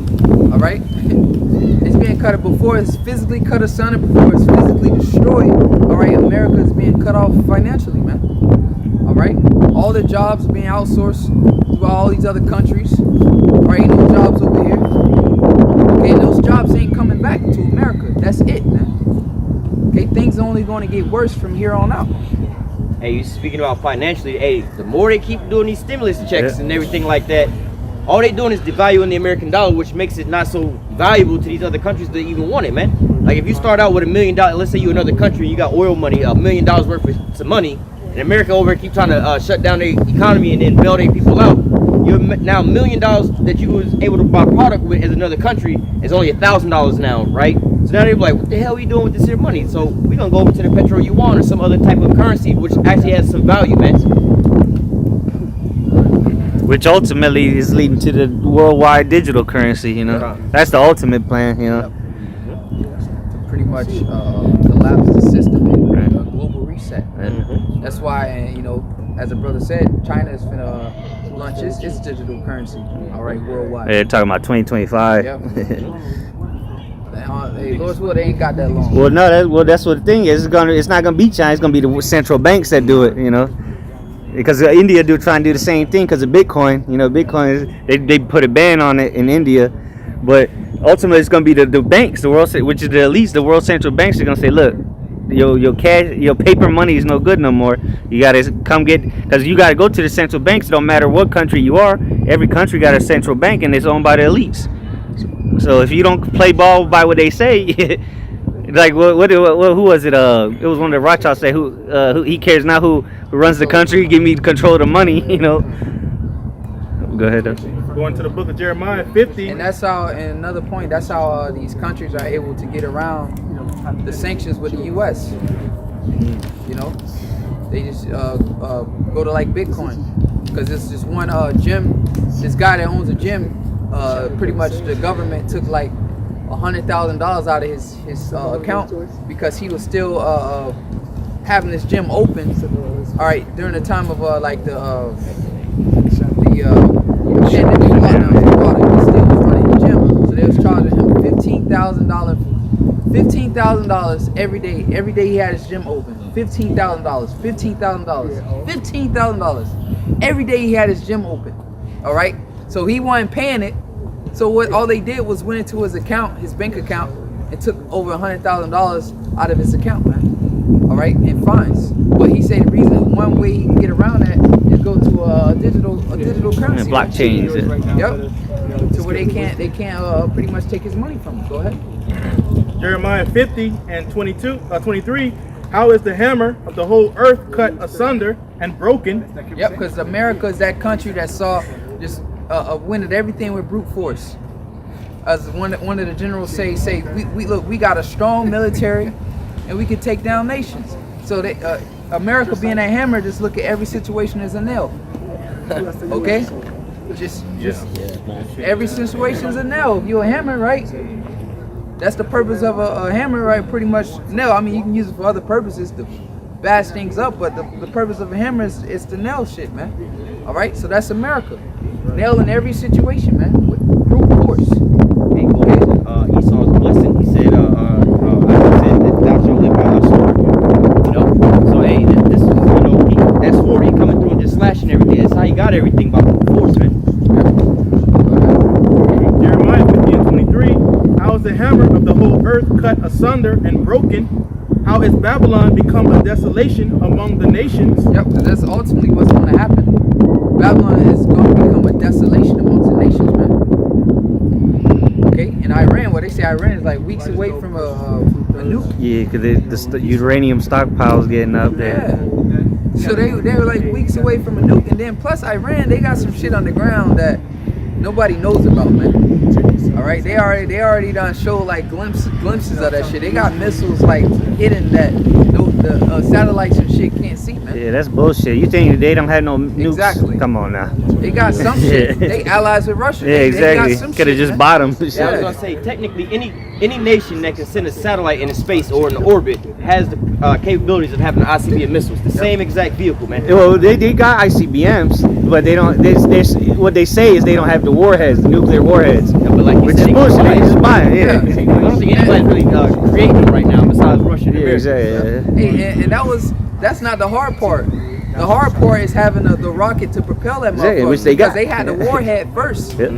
You know, Way before launch. the warhead way before the ability to be able to transfer. That was the whole issue. Right. Being able to transfer that warhead from one country. That's to what another. the whole race to the moon was about. Exactly. Making that technology. Yeah. Because if you can make it to the moon supposedly, or not to the moon but to space, Yeah. if you can make it to space, then you got the technology to Yep. send a nuclear missile anywhere in the world. Because that's what that dude does. Yep. Shoot that bad boy way up Yep. there. That boy come back down.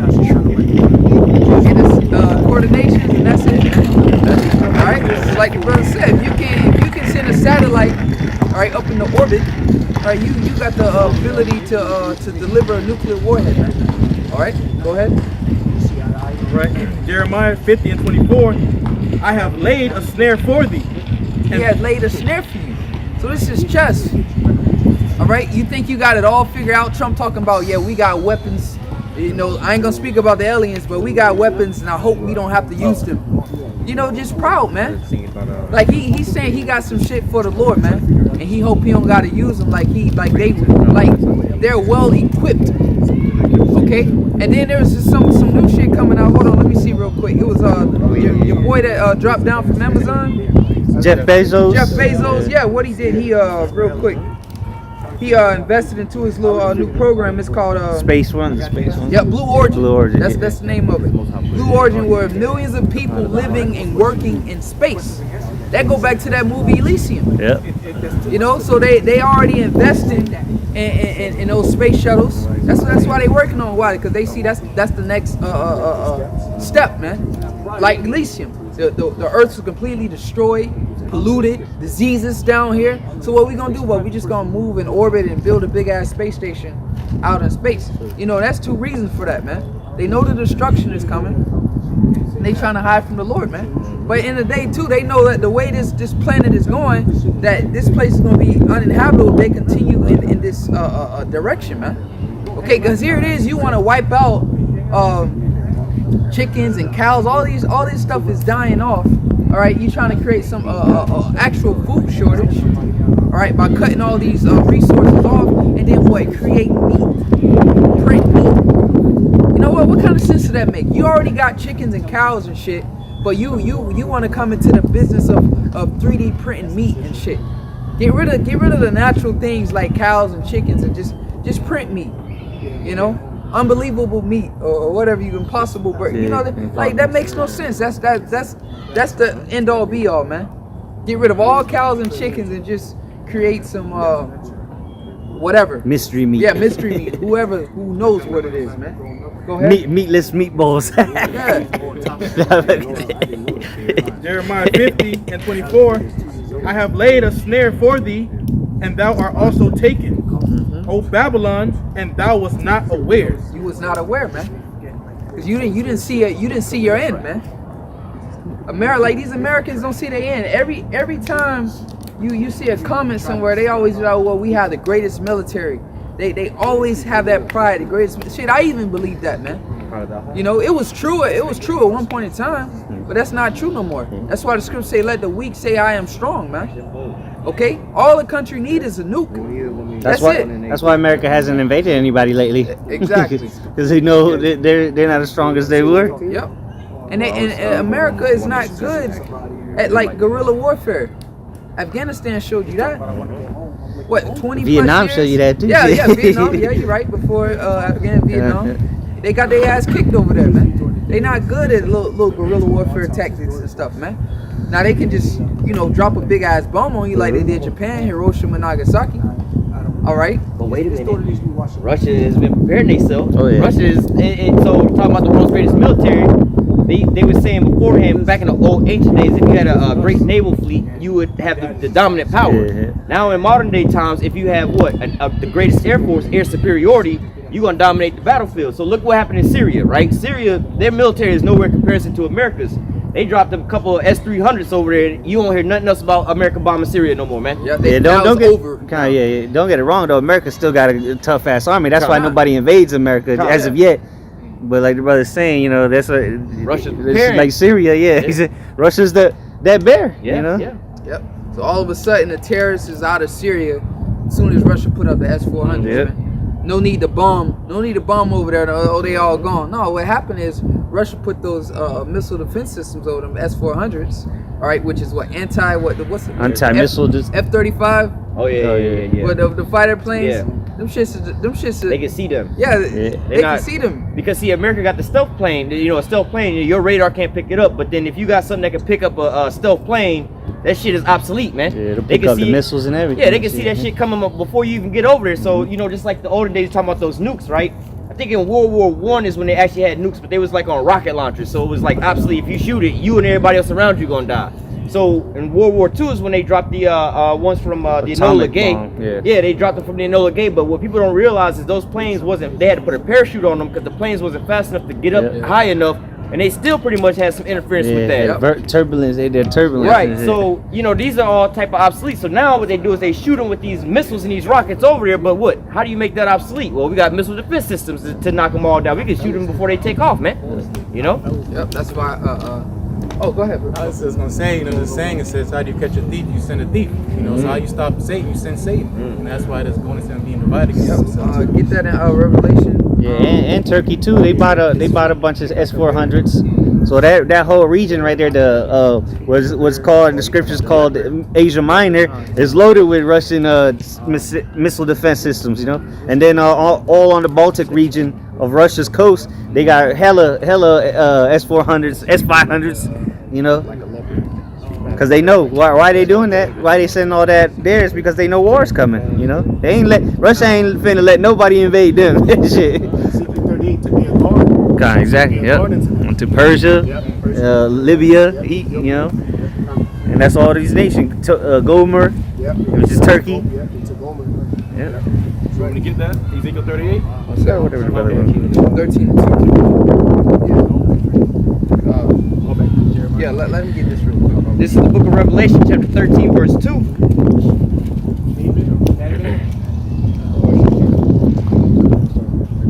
Yeah, you can start from. This is Revelation 13 and 1. It says, and I stood upon the sand of the sea and saw a beast rise up out of the sea, having 7 heads and 10 horns, and upon the horns 10 crowns, and upon his head the name of blasphemy. And that started with the Roman Empire. All right, but America, what is that? Second leg of the Roman Empire, man. Okay, go ahead. Verse 2, and the beast which I saw was like unto a leopard. Yeah, like a leopard. Start with the Greeks. Okay, and go ahead.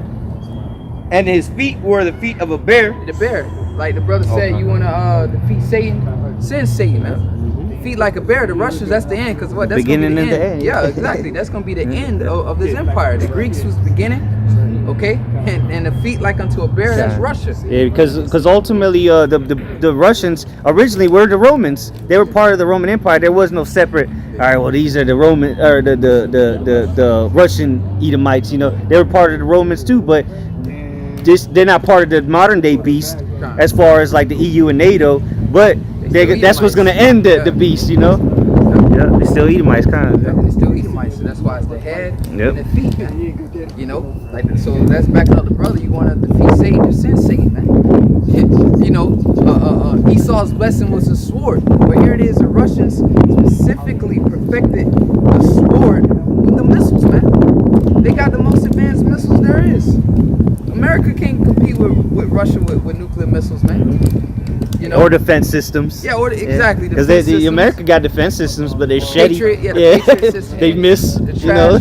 Russia got like S-500. Yeah, Boy, don't they got more than that? Yeah, Like, they get higher than that. They got S-800 they and up shit, to man. They got submarines too. Yeah. Top of the line submarines. You know, and all that is pretty much rocket technology, man. A missile defense system for that boy to be able to shoot off. You got shit shooting, like the brother said, submarine. You got shit shooting underwater. Like that shit amazes me. A rocket comes from under the, you see it moving underwater with fire coming underneath. Like, bro, that's some powerful shit to be able to propel out of water. And then when it comes out, that's when the extra boosters hit. And you know? Yep. Come on, man. That's the Poseidon missiles. Revelation Oh, okay. 13, deceived the world by his miracles. That technology. Yeah, we just did Crossfire to come down. Yeah. This is Matthew 12, because the brother was talking about bringing Satan up against Satan. Matthew 12, and I'm going to start at verse 25. And Yahweh knew their thoughts and said, every kingdom divided against itself is brought to a desolation, Yep. and every city or house divided against itself shall not stand. So here it is, the Russians are Edomites. Okay, but even their own allies, all right, the EU, you got Germany, I believe now doing deals with Russia, man. All right, and that's what Trump was talking shit about. It's like here it is, we supposed to be this EU or the B. He didn't say the B system, but here it is, we're all allies, but you got people within our clique, so to say. Those are Edomites too. Yeah, Yeah, team. Hey, that's why Biden just said that because they were supposed to pull out troops from Germany, and Biden said, "No, we're gonna keep them in there because of that. Because they want to keep troops close by because they know Germany's doing deals with Russia." Yeah, and the Germans, they still hate Americans. Oh yeah. You know Because what I'm saying? America's the one that ended their reign in World War II. Shit. Think these fucking Germans like Americans? Hell no. These Nobody likes Americans. Yeah, these fucking European Edomites, they fucking hate.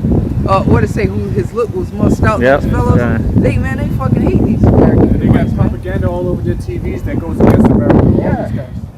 They speak against it and talk shit about it on their local TV.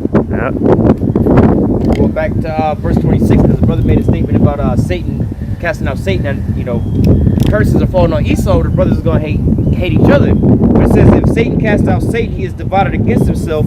How can his kingdom stand? Ironically, like the brothers was going into with this advanced of their missile systems and everything, because you got the two most advanced, basically at the end of World War II, they just basically raided Hitler's whole stash, and they basically still got all the same weaponry. Yeah, the same weaponry that they had from back then, man. They had all the same technology, back then that they have now. But now they have one of the newest weapons is what? The Satan 1 and the Satan 2. All right, which the Satan 2 missile can change trajectory in the sky, man. And this is like the one that can take out the size of like Texas, man. So, hey, man, Satan divided against Satan. Satan gonna destroy Satan with a missile called Satan, man. All right, that's how the Most High have it all planned out, man. Satan upon. Yeah. That's the hypersonic one. Yeah. Oh yeah. Multiple warheads on it. That's it on it? That was it on it. All right, go ahead. Oh, all right, yeah, we'll get that. Yeah, get that real quick.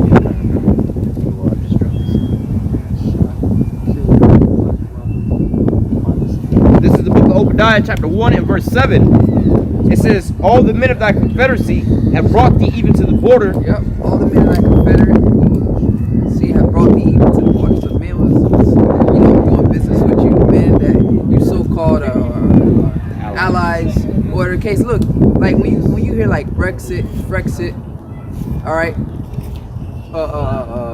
you can call Germany a Grexit, I guess. Yeah, they called it, yeah, Grexit, yeah, Spain. Look, they might not be physically succeeded from you yet, but it's already in their mind, so they already divided mentally already. They already separated. It's like you friends with him, but mentally you already you like, yeah, I'm done with this dude, man. But you just doing deals with him because you still like legally tied to him. Like when you have two couples, they might be legally married, but they're separated, man. They're done with each other. And the scriptures say, how can two walk together unless they be on the same accord? Roughly paraphrasing. So these nations, they again, like the brother was bringing out with the Germany situation and all that, and the oil and everything going on and so on and so forth. How long do you think they're gonna be on the same accord, man? Trump was trying to get Germany to increase into the NATO spending and everything like that, and they was like, yo, dog, we don't really see Russia as a threat. We don't even see the need of all this. It's your problem. That's Esau's MO. He's always been like that among himself. Going back to the Greek Empire, what happened after Alexander died? His generals beefing with each other. What happened during the Roman Empire? They were killing each other to get up into to becoming. So Esau's he hates himself, bro. He just needs to be stopped, man. And that's why Yahushua say you're your father the devil, because that's Esau's culture. That's not our culture. That's Cain culture. Yeah, exactly. When you go to our culture, you say love thy brother, love thy neighbor. You feel what I'm saying? That's our culture, to love one another. Esau's culture. So you see, we have inherited the culture of the wicked, stabbing each other's back, shooting each other down. Yo, that's not us, bro. That's not us. But wanting to be like these heathen nations, the Lord gave us over. And Jeremiah 17:4, thou thyself shalt discontinue from thy heritage. They're like, okay, you want to do that? All right, well, I'm gonna give you their culture. I'm gonna give you their heritage. We see what their heritage consists of, man. All right, so just straight backstabbing nations, man. So we inherit the culture of the fucking wicked. Go ahead. He's a bloody man. Yeah. He likes the sight of blood. You know, now we toting straps and want to shoot each other down. Like, yo, that's not our give back his culture, man. That's him. You know. Go ahead. Going back to Obadiah 1:7. All the men of thy confederacy have brought thee even to the border. The men that were at peace with thee have deceived thee, and prevailed against thee. And they that eat thy bread have laid a wound under thee. There's no understanding in him. Yep. So they laid a wound under you. Those who are at peace with you have deceived you, man. You know? Because you did some foolish shit, outsourcing all your jobs over here to all these other countries. All right, but that's your greed. You don't want to pay the American people the amount of money, all right, to make these products, so you ship it across seas. Now that, hey, what they say, the chicken has come home to roost, man. Now you don't got no jobs here. Everything's outsourced. You done. You done, man. And then what are you producing? What are you producing, man? So the collateral, all right, for all this debt is gonna be the people, man. And even if they were to bring them jobs back, which they ain't, all you have is a bunch of lazy retards out here. So you gonna hire the lazy retard paying $15 an hour? Come on, man. Nigga don't know how to wipe his ass, but he gonna build an iPhone for you? Shit. Come on, man. Hurt. And he ain't finna do it for 5 cents an hour. Yep. Right. He not finna do it. He gonna laugh at you. He's like, what the fuck? 5 cents. 5 cents.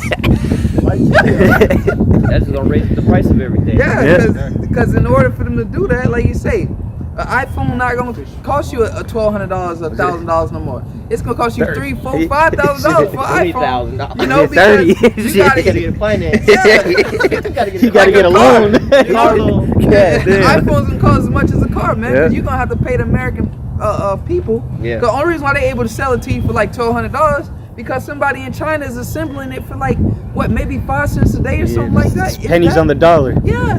Shit, and even American-made cars, allegedly, like Chevy, all of them parts are made outside of the U.S. and then they just pay a couple morons to assemble it together. You know, because anybody you tell them to assemble it, they can assemble it, but to make the engines and do this, make that's all made in Mexico, Canada, you know, China, Taiwan. Because it's cheaper. If I can say also with these jobs, you know, this is one of the ways that America can be able to get all these products over here for so cheap is, again, we was talking about the petrodollar. They need that petrodollar to, you know, so this is how it works. Let's say Iran wants something, or any of these countries want some oil or whatever, whatnot. They'll wind up buying up these American dollars or whatever, whatnot, to be able to get the oil, to transmit it or whatever, whatnot. But then in that same thing, they'll wind up having to sell us products because we don't want the so-called money back. This is how America get these cheap products. They got to import everything. So every nation needs the American dollar to trade oil. We're like, all right, well, look, we'll give you $100,000 to go do this. Just give us X amount of product. Well, like your brother was saying, once they cut them off of the oil, who's going to be supplying America with the products, man? Exactly. They're like, well, shit, we don't need y'all American dollars no more. So what the hell? Are y'all going to have to buy it at face value? It's going to be X amount of dollars. Y'all can't afford it because y'all ain't producing nothing to get the money, man. You caught in your own snare here, man. You know what I'm saying? The people you done laid down with. Another example we was reading Obadiah 1:7 is Turkey. Turkey used to help design the F-35 with America, right? And the debacle with that is Turkey trying to get the S-400, which again can see this F-35, which if they turn it on side by side, it'll scan the plane and find all its weaknesses. This is why America's so pissed about it. But then they try to kick Turkey out of the situation, like, well, we already got the damn secrets. What you really gonna do to us? We can just go tell them about it. Your whole process is trying to stop this S-400, but we don't care about that. What, you gonna come shoot us down with this? So what can America do? Kick them out? They already got the secrets, man. You know, it's like you work at Coca-Cola with the formula, and the person asks for a raise, like, nah, fuck you, we don't need you. All right, well, I'm gonna just go over to Pepsi with your formula. How much is it really worth to you? I'm only asking for $2. SpongeBob and Plankton type shit. Yeah, well, that's why Russia's smart about it, because when they sell you S-400 or whatever, that shit don't come with instructions. It come with a crew, Right. Exactly. And they handling it. Yeah, you know? so it's like a military base or Exactly, garrison yeah. that they put in your country. Right. You know. So if you, like the brother said, if you buy one, you ain't. Oh, here Push you go. this button. No. Load it here. That's coming with some Yeah, Russians. exactly. Everything's in Russian. Yeah, they operate it, they maintain it, Yeah. everything. And they gonna stay right wherever it's at. Yeah. You know, that's just how it works, bro. And if they leave, then that bitch is useless. Yeah. You know.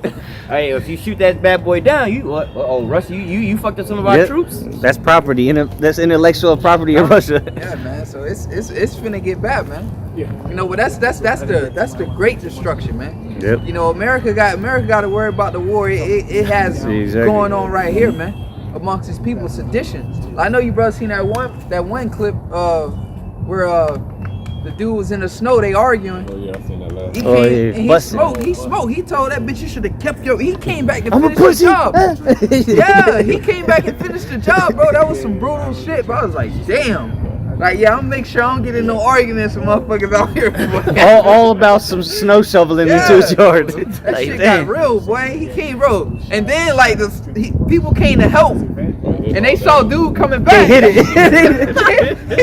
Hey, but that goes to show you, through the woman we all died because she was the one that started the argument. And of course, you know, her boy had us act like the tough guy, and look, should have just walked off on her ass. Like, you started it, you defend yourself, bitch. Shit. Yeah, man. You arguing about snow and Some shit, snow. man. He came back and finished the job, man. Pulled out a pistol, busted him, shot her a couple times, shot the nigga, went, got the rifle, came back, finished her off first. Yeah, bro. That was a cold spirit on him, bro. Yeah. That was a cold spirit on him, bro. Who knows what he went through earlier that day? Yeah. He had it. Yeah. He lost everything, Yep. obviously. Good. You know. Didn't he kill himself? I don't know. I thought it said he No, committed the article suicide. said. He Yeah, probably article- did, yeah, shit. the Yeah. article said he committed He already knew suicide. he was gonna get locked up or whatever. Yeah. That was in America?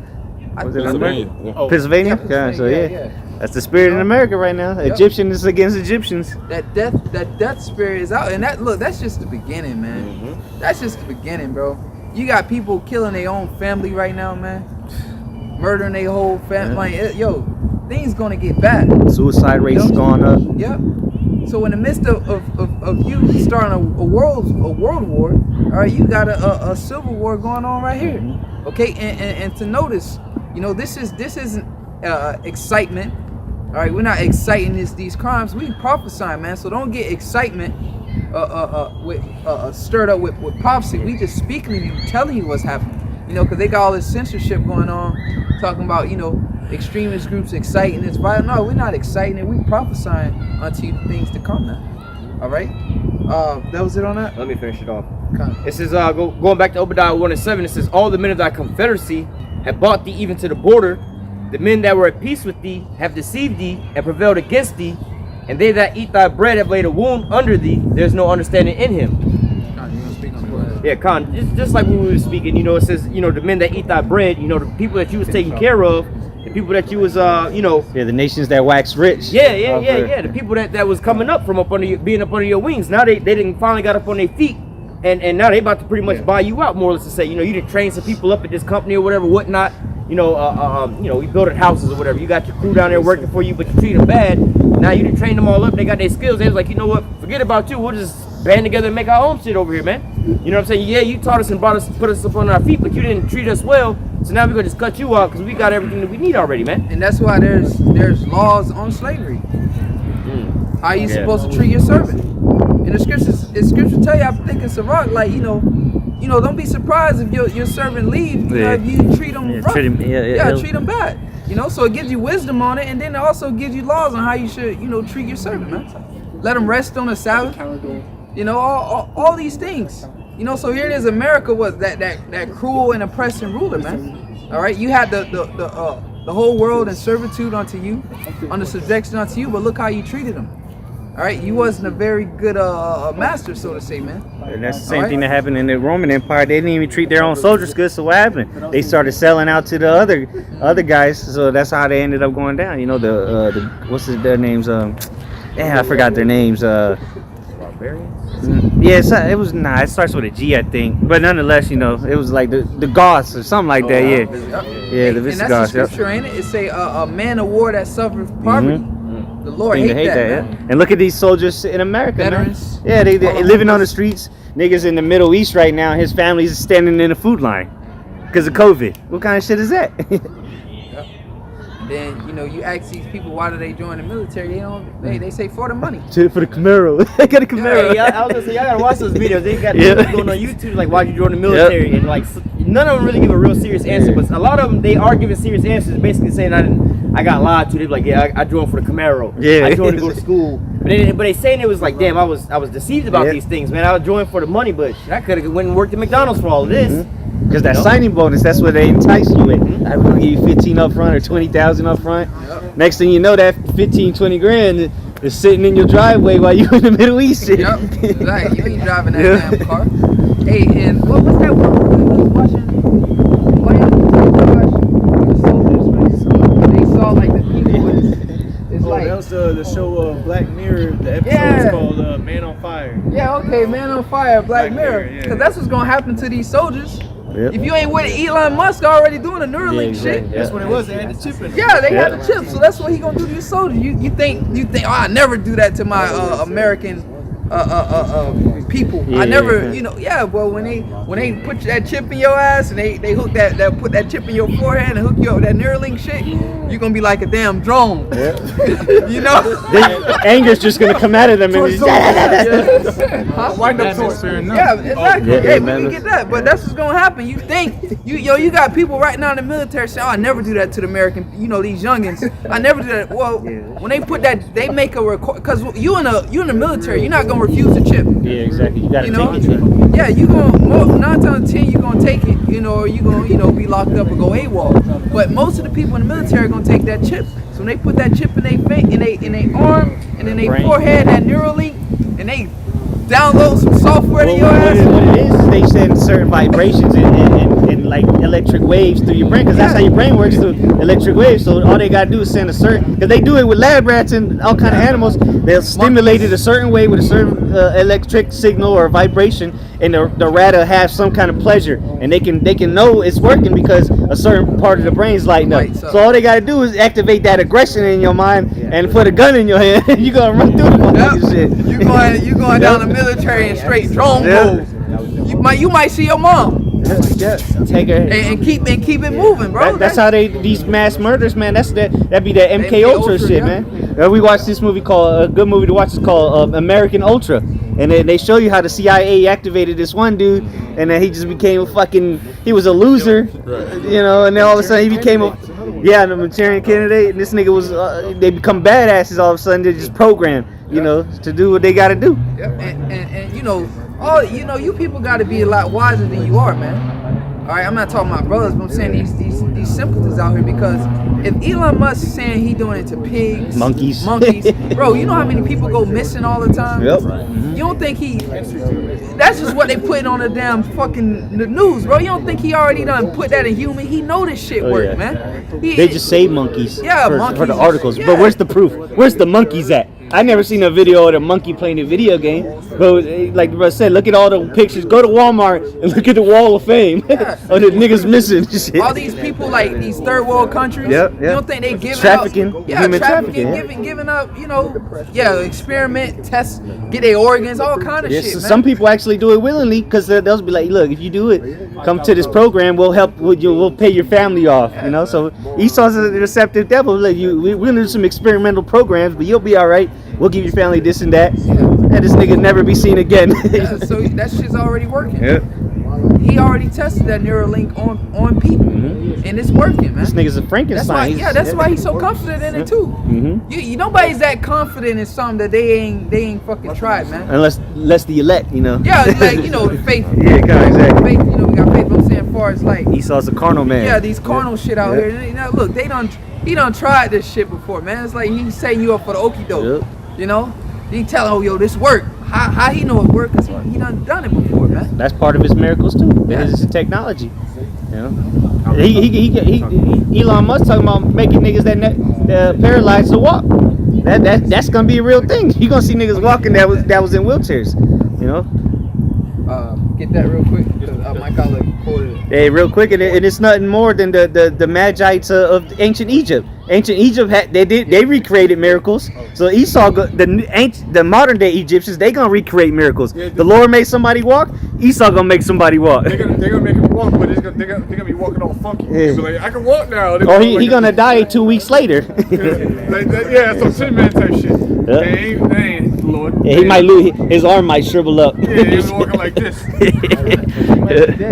Yeah, exactly. He gonna die because those miracles that, not the miracles, but the things that the Magi's did. They did the same thing Moses did, but it wasn't as strong as what Moses was doing. Go ahead. All right, it's the book of 2nd Ezra, 16, starting at verse 68. 2nd Ezra 16, 68. For behold, the burning wrath of a great multitude has kindled over you, and they shall take away certain of you. And they already I remember the brothers in LA. the dude showed up to the camp. He in military. He said he already had what 6 or 5 chips already in his body. I remember that one. Yeah. Yeah. You know, under his tongue, all his places he was saying he got the chip. So man, when they activate these soldiers, man, to be out here, these stormtroopers, straight drones coming through, sparing none. You know why, man? They being controlled. And the spirit of the Lord is gonna be on them, man, to execute that vengeance, man. You know? Go ahead. I was gonna say, I think it was the Navy Yard shooter or whatever it was who wrote on his gun, "This is my ELF weapon." That's what it's called, ELF, extreme low frequency weapon. And the brother was going into about these frequencies and stuff. And if you don't believe that, turn some Lil John on. Go over to this crowd of people, turn some Lil John on, and you start seeing people, okay, getting crunk or whatever, whatnot. Those are vibrations, man. Yeah, even plants and water. You know, they show you the vibrations. Yeah. Reading on, it says, and they shall take away certain of you and feed you, being idle with things offered unto idols. And that chip being the main idol. Go ahead. And they that consent unto them shall be had in derision and in reproach and trodden underfoot. So if you consent unto him, it's going to be a reproach unto you, man. Okay? Your ass going to get trodden down by the Lord. Go ahead. Verse 70, for there shall be in every place and in the next cities a great insurrection upon those that fear the Lord. Yep. They, what they say, they already trying to come down on so-called domestic terrorism. Okay, coming down hard, man. Using war tactics to come down on domestic terrorism. And what? It's a, Alex Jones had his show, it's called InfoWars. It's a war on information, man. All right, you know, I look back at that a couple weeks ago. InfoWars is really what it's about. Info. Yeah, all right. Called Prison Planet too. That's exactly what this is. Yep. InfoWars, war on information. They want to control the information that's out there because they're not able to control it no more. All right. And it's working too. It's a, you know, regardless of how dumb these people are, man, it's a mass awakening happening. You know, it's really a mass awakening happening, man. Everybody is getting hip to, you know, now you see like Jake's like, yeah, man, I don't trust that shit now. You know what I'm saying? You can see that from the whole vaccination. All right, Jake's not really going to get vaccinated like that, man, because they don't trust these devils. And then you watch the news, they're saying, oh, it's the disparity. The minorities can't get their hands on them. No, it's because they don't want them. What you mean? Yeah. Shit. So they're gonna force them. That's why they're gonna send their troops into your city, into your neighborhoods, and force you to get them. You know, or so, you know, something along those. They're gonna do something. You know, with the troops. They're gonna blame Jake, you know, for why all hell's breaking loose. Yeah. He didn't get the max, so that's why we can't go out and have fun and shit. Yeah. I just recorded one other day right here at the mall. Yep. Big ass. Couple blocks away. Yeah, that shit just right there, bro. You did a video on it? Yeah, bro. This shit's real, bro. They ready. Lines Jake's getting You saw him out there? I drove by, yeah. Yeah, and now they're gonna send them to the local pharmacies, CVS, Yeah, CVS. Walgreens, Publix. Publix, yeah. Oh, yeah. Every place that had the vaccine. Publix, you remember that for a long time you get a $10 gift card. Yeah. If Get you the come flu there, shot. get a flu shot. Yeah. They give you a $10 gift card. $10 gift Go ahead, card. get you some toilet paper and for the diarrhea you're gonna get. Buy one, get one free Publix chicken. I was watching a little clip news of out there in New York. Out there in New York, they said we want minority and people of color vaccinated first. And you talking about the governor Cuomo? Yeah. He was like, trust. You gotta trust the vaccine. They need to be in people's arms. Yeah. They can't do nothing if they're not in your arms. Right. You know? They so damn low. They trying to give Jake some weed out there in Yeah, Washington, yeah. Washington somewhere like that. I'm like, damn, hold up. This damn hypocrite. Is it good for you? Is it not good for you? You gonna lock us up for it? You're not gonna lock us up for it. You gonna reward us with it? You're not gonna reward us with it. Like, you should be able to know that this nigga is something wrong with him, man. All right, just think the way he. I did a video on this the other day talking about somehow they about to start using this counter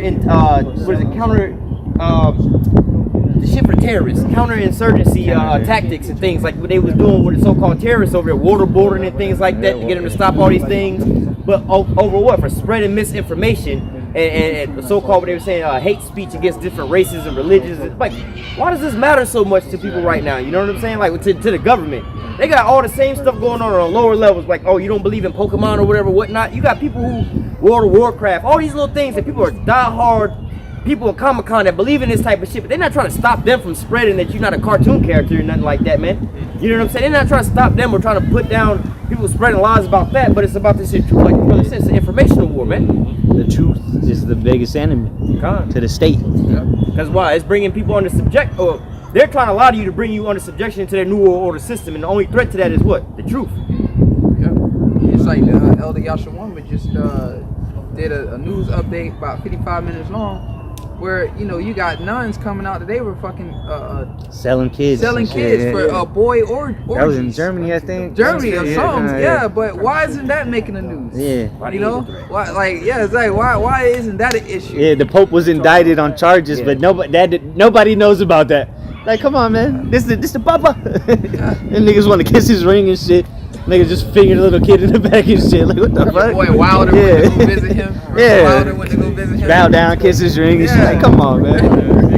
But we the problem. We the issue. You don't see so-called black Hebrew. We Hebrews, we ain't no black. We don't see what they call us black Hebrews. Like, you don't see us trafficking kids and performing boy orgies and shit. But we the terrorist threat. We the biggest We're the terrorist domestic threat, man. We're terrorists. domestic terrorists, man. You got fucking nuns over in Germany selling little boys for orgies.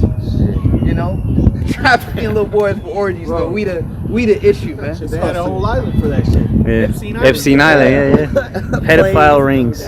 Hey, but that's why this devil's moving so fast, because all this shit is coming out. All this exposure. That's why they putting it. I don't know if brother saw the video I sent last night. They openly putting the conspiracies on the mainstream media now. They like that this representative chick.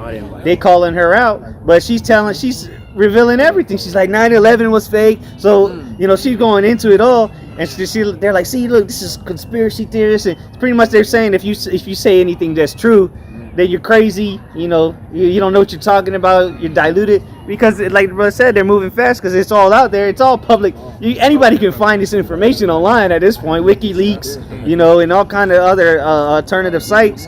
But what they now. They're moving fast because they know the information's out there, and now they're so bold as to say, so what? What you gonna do about it? We gonna keep doing it. What you gonna do? Because the pedophile, that's just, man, the House of Congress and the Senate, those are all pedophiles, man. All Kamala Harris, she was an escort. Yeah, Biden's a creepy Joe, man. Yeah. But Kamala Harris, she was an escort. Yeah. They got her on Fixer with some nigga. I forgot what it's like, high value escort or some shit. Yeah, she's a back page hoe, man. Hey, but that's who you let in all. That's who y'all. That's who you voted in. A pedophile and a whore. Esau and Eve, man. Yeah. And now here it is. They pushing hard with all these benefits, stimulus. You got them working hard, so-called working hard. Kamala Harris and trying to raise the Biden. Minimum wage. Yeah. But they just fattening up the turkey. Mm-hmm. That's it. When you want to cook an animal, you get them good and fat. You keep feeding them. Feed them. They think, the animal think, my master loves me. He feed me good every day. My stomach get good and fat. Yeah, and what happens when you get nice and full? You go to sleep. Yeah. So they rocking these niggas to sleep with these benefits. And then when you wake up, you in a burner. Yep. Tied like a hog and shit. You wonder why you tied up. And your mouth got an apple in it. They rotisserie your ass. You sitting on a table somewhere just ready to get ate. Esau come in with them knives and forks. Cutting up pieces of your flesh and shit. There was a movie like that. Sauce of the Lamb. There you go. It was a burnt up human that had the head chopped off, and he was tied up, and it was just sitting on a plate, big head, like a turkey plate. And it was, bro, and they motherfuckers just. Yeah, one of them Sons of the Lamb movies like that. They was feeding the dude himself. His own brain.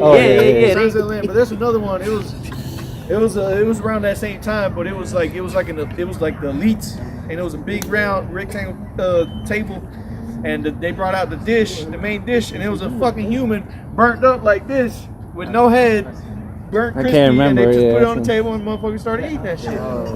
Don't think that's not happening. Oh, that happens every day. Like what we said yesterday, they sit around the table drinking baby blood and eating niggas' hearts.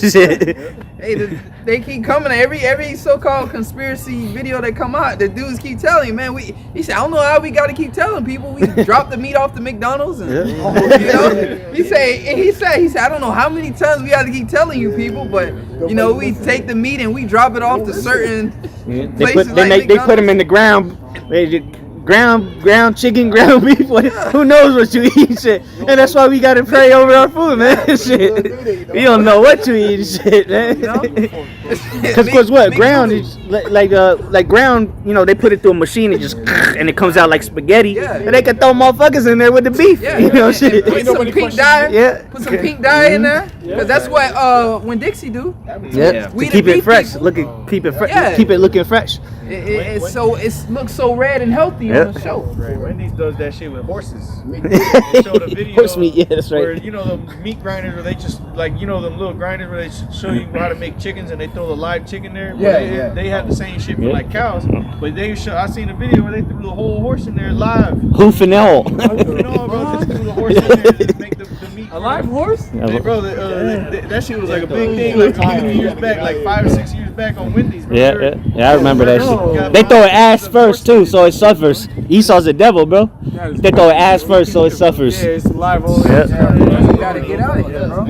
They had a study not too long, some years back, where he was like at these fast food joints.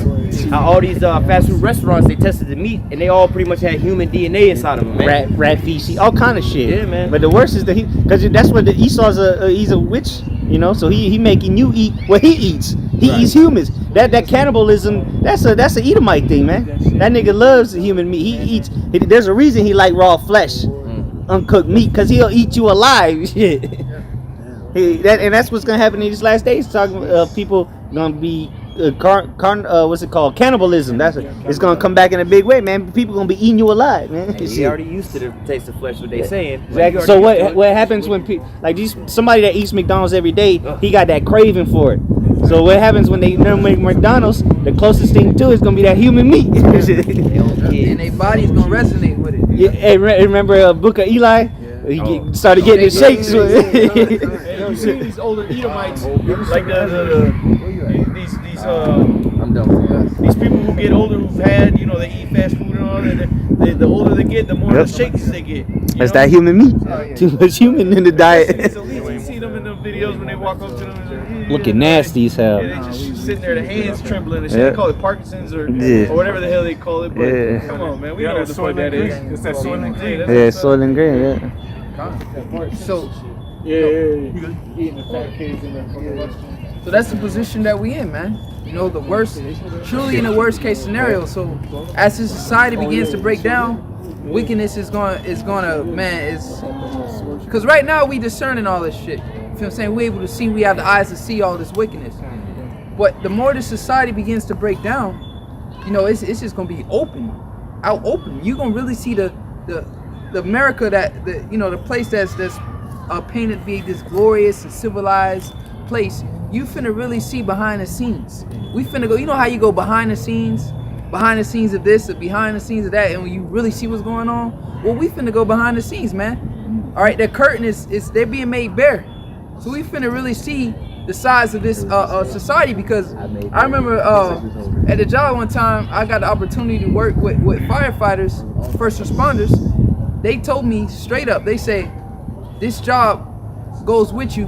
He said, because why? We see the side of humanity that nobody else sees. Being called you're first responder, you get called to brutal shit. So he said, we see the side of humanity, we see the ugly side of humanity. But you as a civilian, we don't see that shit unless we hear about it on the news or you so happen to experience yourself before you run into it. But the average person don't really see humanity for what it is. You know, but these first responders, they'll tell you straight up. He say, sometimes, you know, this job can get to you because we see the side of humanity, the ugly side of humanity, man. You know, being called to fucking homicides and just gruesome bullshit, bro. People getting burnt. A woman throwing grease on her child and her child just crisp and his eyes melted out. All that brutal shit, man. That's what they see. So that's gonna be open to the public eye. You feel what I'm saying? The closer we get to the end and this society break down, you're gonna see the brutal. The scriptures say the love of many shall wax cold. Come on. You're gonna see what what's really on people's minds. Yeah. It's really the slaying and killing. Yep. Especially these so-called white people and these niggas. They're gonna, as soon as they get a moment to shine, they're gonna start killing people with no remorse. Like the Purge, Yep. movie The Purge. Exactly.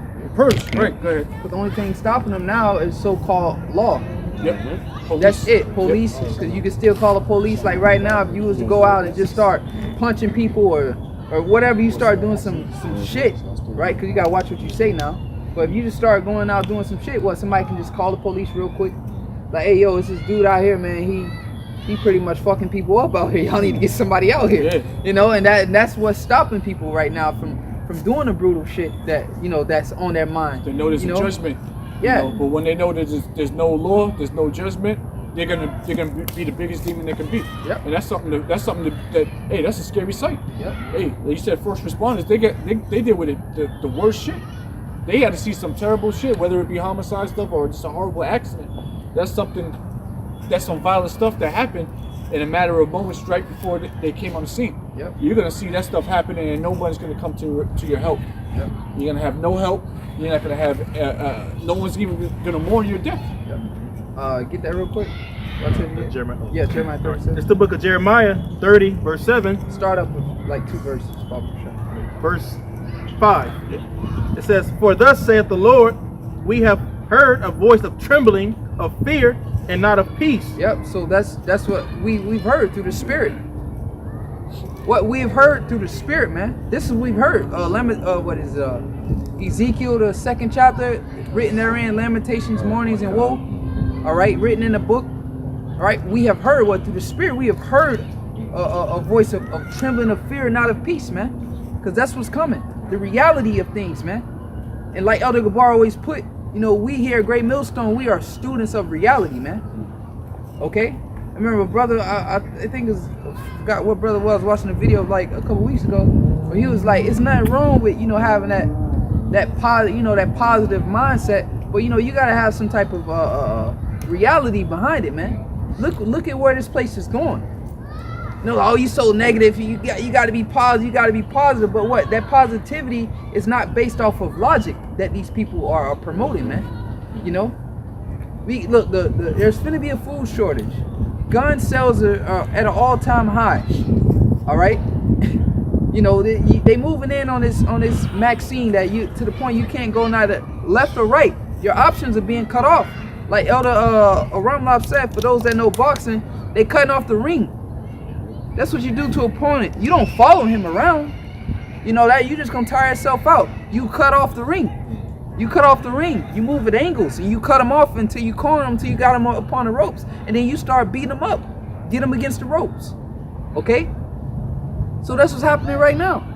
They moving in and they giving you no moving room, no leg room. You know, I'd be like, man, move over, give me a little leg room. Well, this time you gonna push your shoulder like this, and it ain't gonna be much room left for you, and you're gonna tell them to move over, and then you're gonna get hit across your head with the butt of a rifle or something, man. Or you gonna get some bullets put in your chest.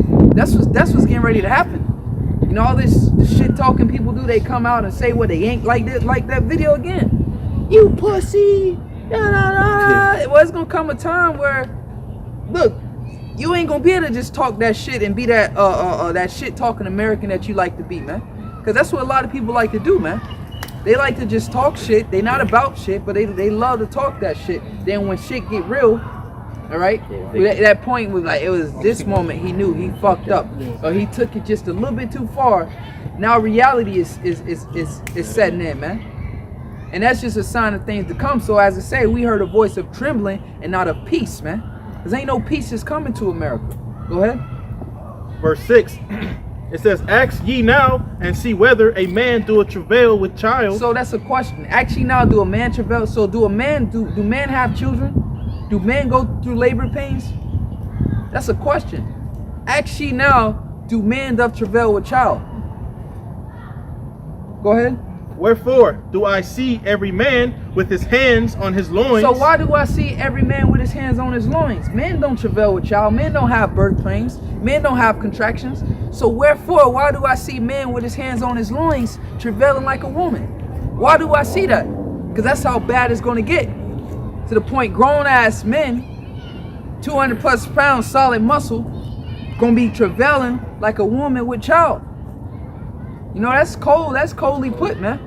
But why do I see men with his hands on his loins travailing as a woman with child? So what more are you women?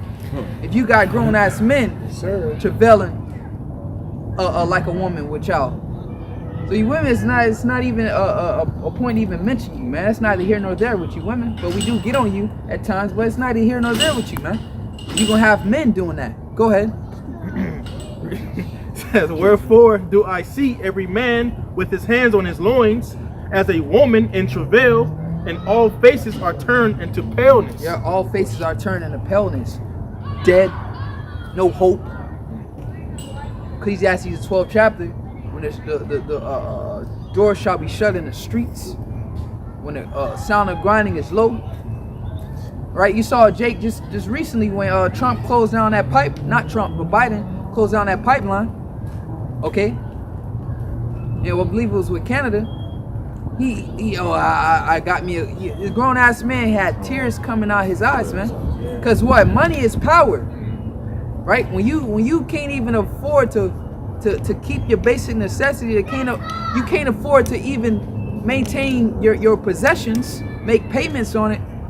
That makes you feel very low, weak, man. Cause why? This is a world where money is power. This is a world where money is power. You got money, man, you ain't got to worry about a damn thing. Even the scriptures tell you money answers all things. You can throw money at many situations. Very easy. This happened. How much? Oh, throw some money at it. Oh, you about to be evicted? Throw some money at it. Oh, you don't got no food in the fridge? Throw some money at it. Feel what I'm saying? Money answers all things. But here it is. Now the Lord is finna break this place down where He finna bring the Egyptians, all these Egyptians, to their knees, man. Bring them very low. And it's starting right there with the finances. The real trouble just ain't really sprouted yet, but it's about to, man. Where it's finna be all out war in the streets and bullets flying. Okay? Your boy Biden finna get ready to come for assault rifles. They don't got those troops in DC for no reason. Thousands of troops in DC just to maintain all the way up to like March. Well, something's getting ready to go down real soon. Go ahead. Verse 7. At last, for the day is great. Alas. So at the end all be all, alas. Well, this is the day that we all been preparing for, man. Jacob, this is the day that brought us into this truth. Meditating on these exact times, being able to see the vision, man. The seers, being able to see these dreadful times, man. We didn't have to physically saw it. We already saw it through the Spirit, man. We heard it. He said, I heard. Wherefore do we hear a voice of trembling? We heard it. We saw it, man. We visioned these exact days that we're approaching, man. Because why? We be those men from before times that actually saw the visions, actually wrote them down. That's why it resonates with us when we heard it. You know, it resonated with us when we heard it, because wow, it stirred up our pure minds by the way of, oh shit, Ezra is here today. Jeremiah is here today. He out here prophesying again. All right, John is here today. All these prophets are here today that saw these dreadful prophecies. They're here today, and they're prophesying the same thing, man. Go ahead. Verse 7. At last, for the day is great, so that none is like it. It is even the time of Jacob's trouble, but he shall be saved out of it. But that's the hope.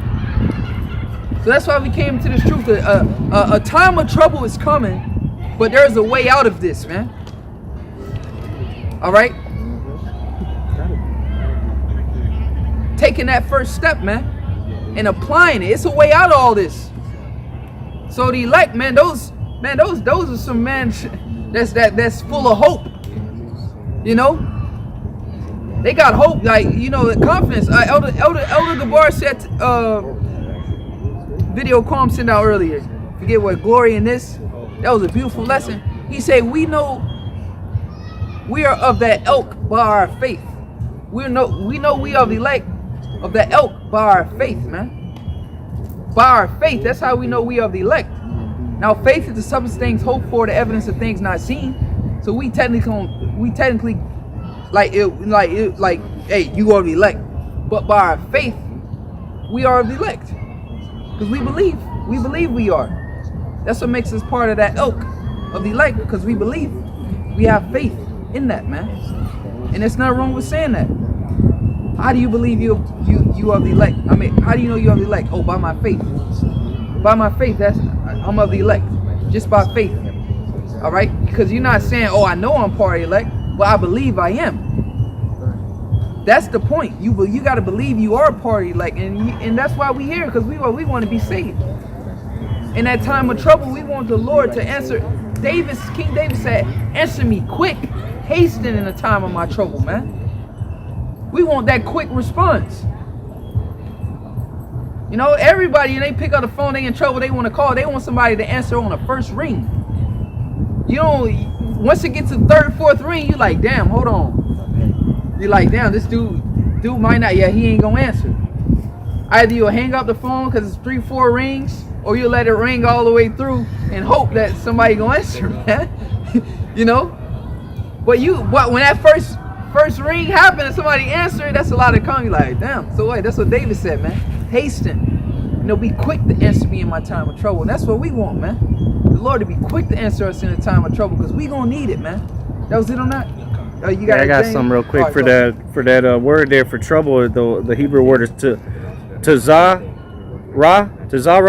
It means straight distress, trouble. But I'm gonna go to the root word of the root word.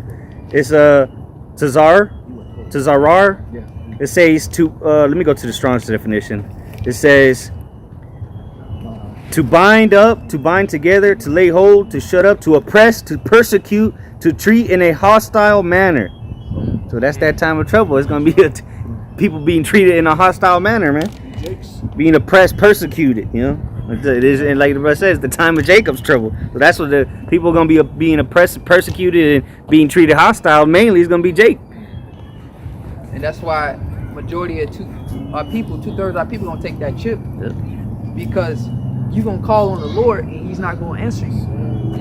So your only foundation, your only thing that's going to ground you is taking that chip, because you're going to call how bad shit going to get. You're going to call on the Lord. But you're going to see there's no answer. You're going to see there's no hope. And that's why you're going to take that chip. That is the exact reason why you're going to take that chip. And it's all controlled. It's all being orchestrated. That's why you're going to take that chip. Because you're going to call on God and Jesus. And the more you call on God and Jesus, the more destruction is just going to come upon you, man. Because these demons going to be out here heavy. Calling on Jesus Christ. Call on Christ in that day, man. You know, call on Christ, Jesus Christ in that day. While judgment gonna come to you swiftly. You know, them demons gonna hear that shit. That Jesus Christ demon. You know, that's it, man. They gonna torment you, man. No help. That ain't the name. What they say, my hope is in the name of the Lord, man. Yahweh Shemi Al-Shai, man. Not Jesus Christ. Go ahead, you can close out on this. This is Daniel chapter 12, verse 1. And at that time shall Michael stand up, the great prince which standeth for the children of thy people. So Michael the archangel, man. Elder Gabar always put this straight forth, man. He said an angel that just specializes in war. That's perfect in war. That's all he knows. He's coming. He said, yeah, how Shai handpicked him out to come back with him. Like, yeah. That's how bad it's going. Michael. A vessel, a spirit that's just excellent in war. Hey, what is it? That's just excellent. That's all he knows is war. Just excellent. That's what he was. A spirit created just straight for just war. That's what's gonna have to help you, man. Hey, what does his name mean? Who is like God, right? Yeah. The scriptures say the Most High is a man of war. Exodus 15:3. Yeah. You know what I'm saying? So hey, he coming back. Straight war. Man, the man was just designed. A spirit cycle, man, but spirit just designed just fuck shit up. Just war. You see how perfect Esau is in wickedness. You know, just being a devil. So hey, man, the Lord is perfect in all His works. You gonna have to, Michael the Archangel gonna have to come back and help your ass, man. Hey, you got the Mike You know? Tysons from the heavens. Yeah. Basically, like, yo, most boxing rounds go X amount of rounds. You get in the ring with Mike Tyson in his prime, you ain't getting out the first round, buddy. It's not gonna happen. First round knockout. On your ass like white on rice. Continuing on, Daniel 12:1. And at that time shall Michael stand up, the great prince which standeth for the children of thy people, and there shall be a time of trouble. So you gonna need a standard. He say that standard for the children of our people. So you gonna need somebody to stand up for you, man. You gonna need somebody to stand up for you. You gonna be looking around. Is anybody to stand up for me? Africans? No. Yeah. They ain't standing for you now. Yeah. Standing for you now. Right. You know. Biden? No. So you gonna need that spirit, man. That standard, and it's gonna be there. Once again, the angel of the Lord campeth about those that fear Him, man. All right, go ahead. And there shall be a time of trouble, such as never was since there was a nation, even to that same time. And at that time thy people shall be delivered, everyone that should be found written in the book. Yep. Written in the Lamb's book of life, man. All right. The ones that Yahushua known. Matter of fact, you can close out with that Psalms 14:2. Spirit. Yep. Because the Lord is gonna be looking, all right, for His men, those that's crying out and calling on His name in that time. And we're gonna call upon His name, and what help is gonna come, man. All right. Hey, real quick testimony. I told a few brothers this. Once again, man, it's a little faith booster. Like last week at work, doing one of the last deliveries, another pizza chronicle, and I go into the shop, all the pizza put up, right? All the pizza put up. So I go in there, hey, y'all don't got no more pizza? He say no. Long story short, somebody else come in that he knew. He go to the back and get them a pizza. I'm like, damn, bro. Like, I ain't say nothing to him. I'm like, damn, you just told me you want no more pizza, but since you know this guy, shop's closed, you gonna go back and get him one. So he come back, he said, I got you one too. I was like, hey, thanks, but I said, hold on, what kind? He gave me that look like, nigga, you being picky? Like, I'm getting you a pizza. Like, how can you be picky? But, in my head, I'm just like, look, I'm not picky. It's just that I don't eat pork.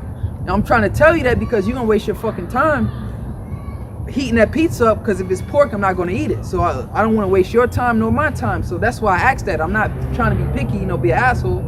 I'm just like, look, I'm not going to eat it if it's pork.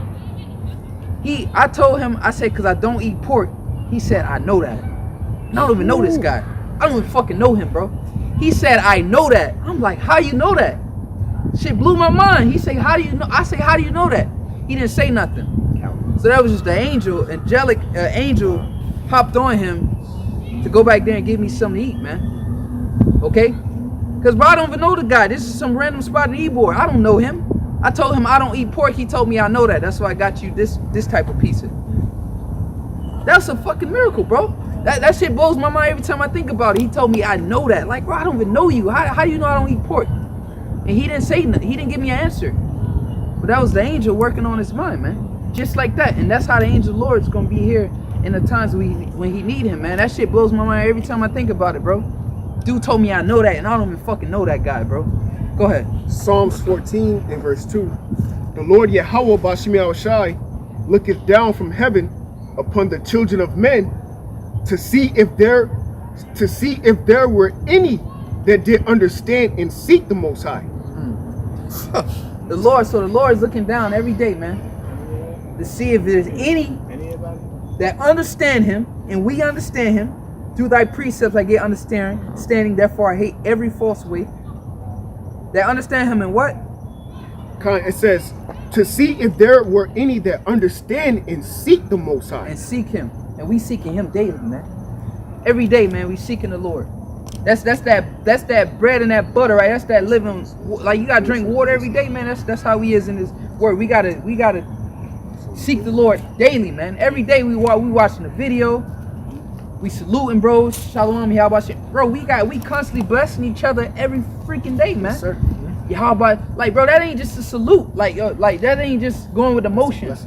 You literally blessing that brother. When you come in with the brothers, look, we just came here today How many brothers, like, what, 10 of us? You just got blessed 10 times.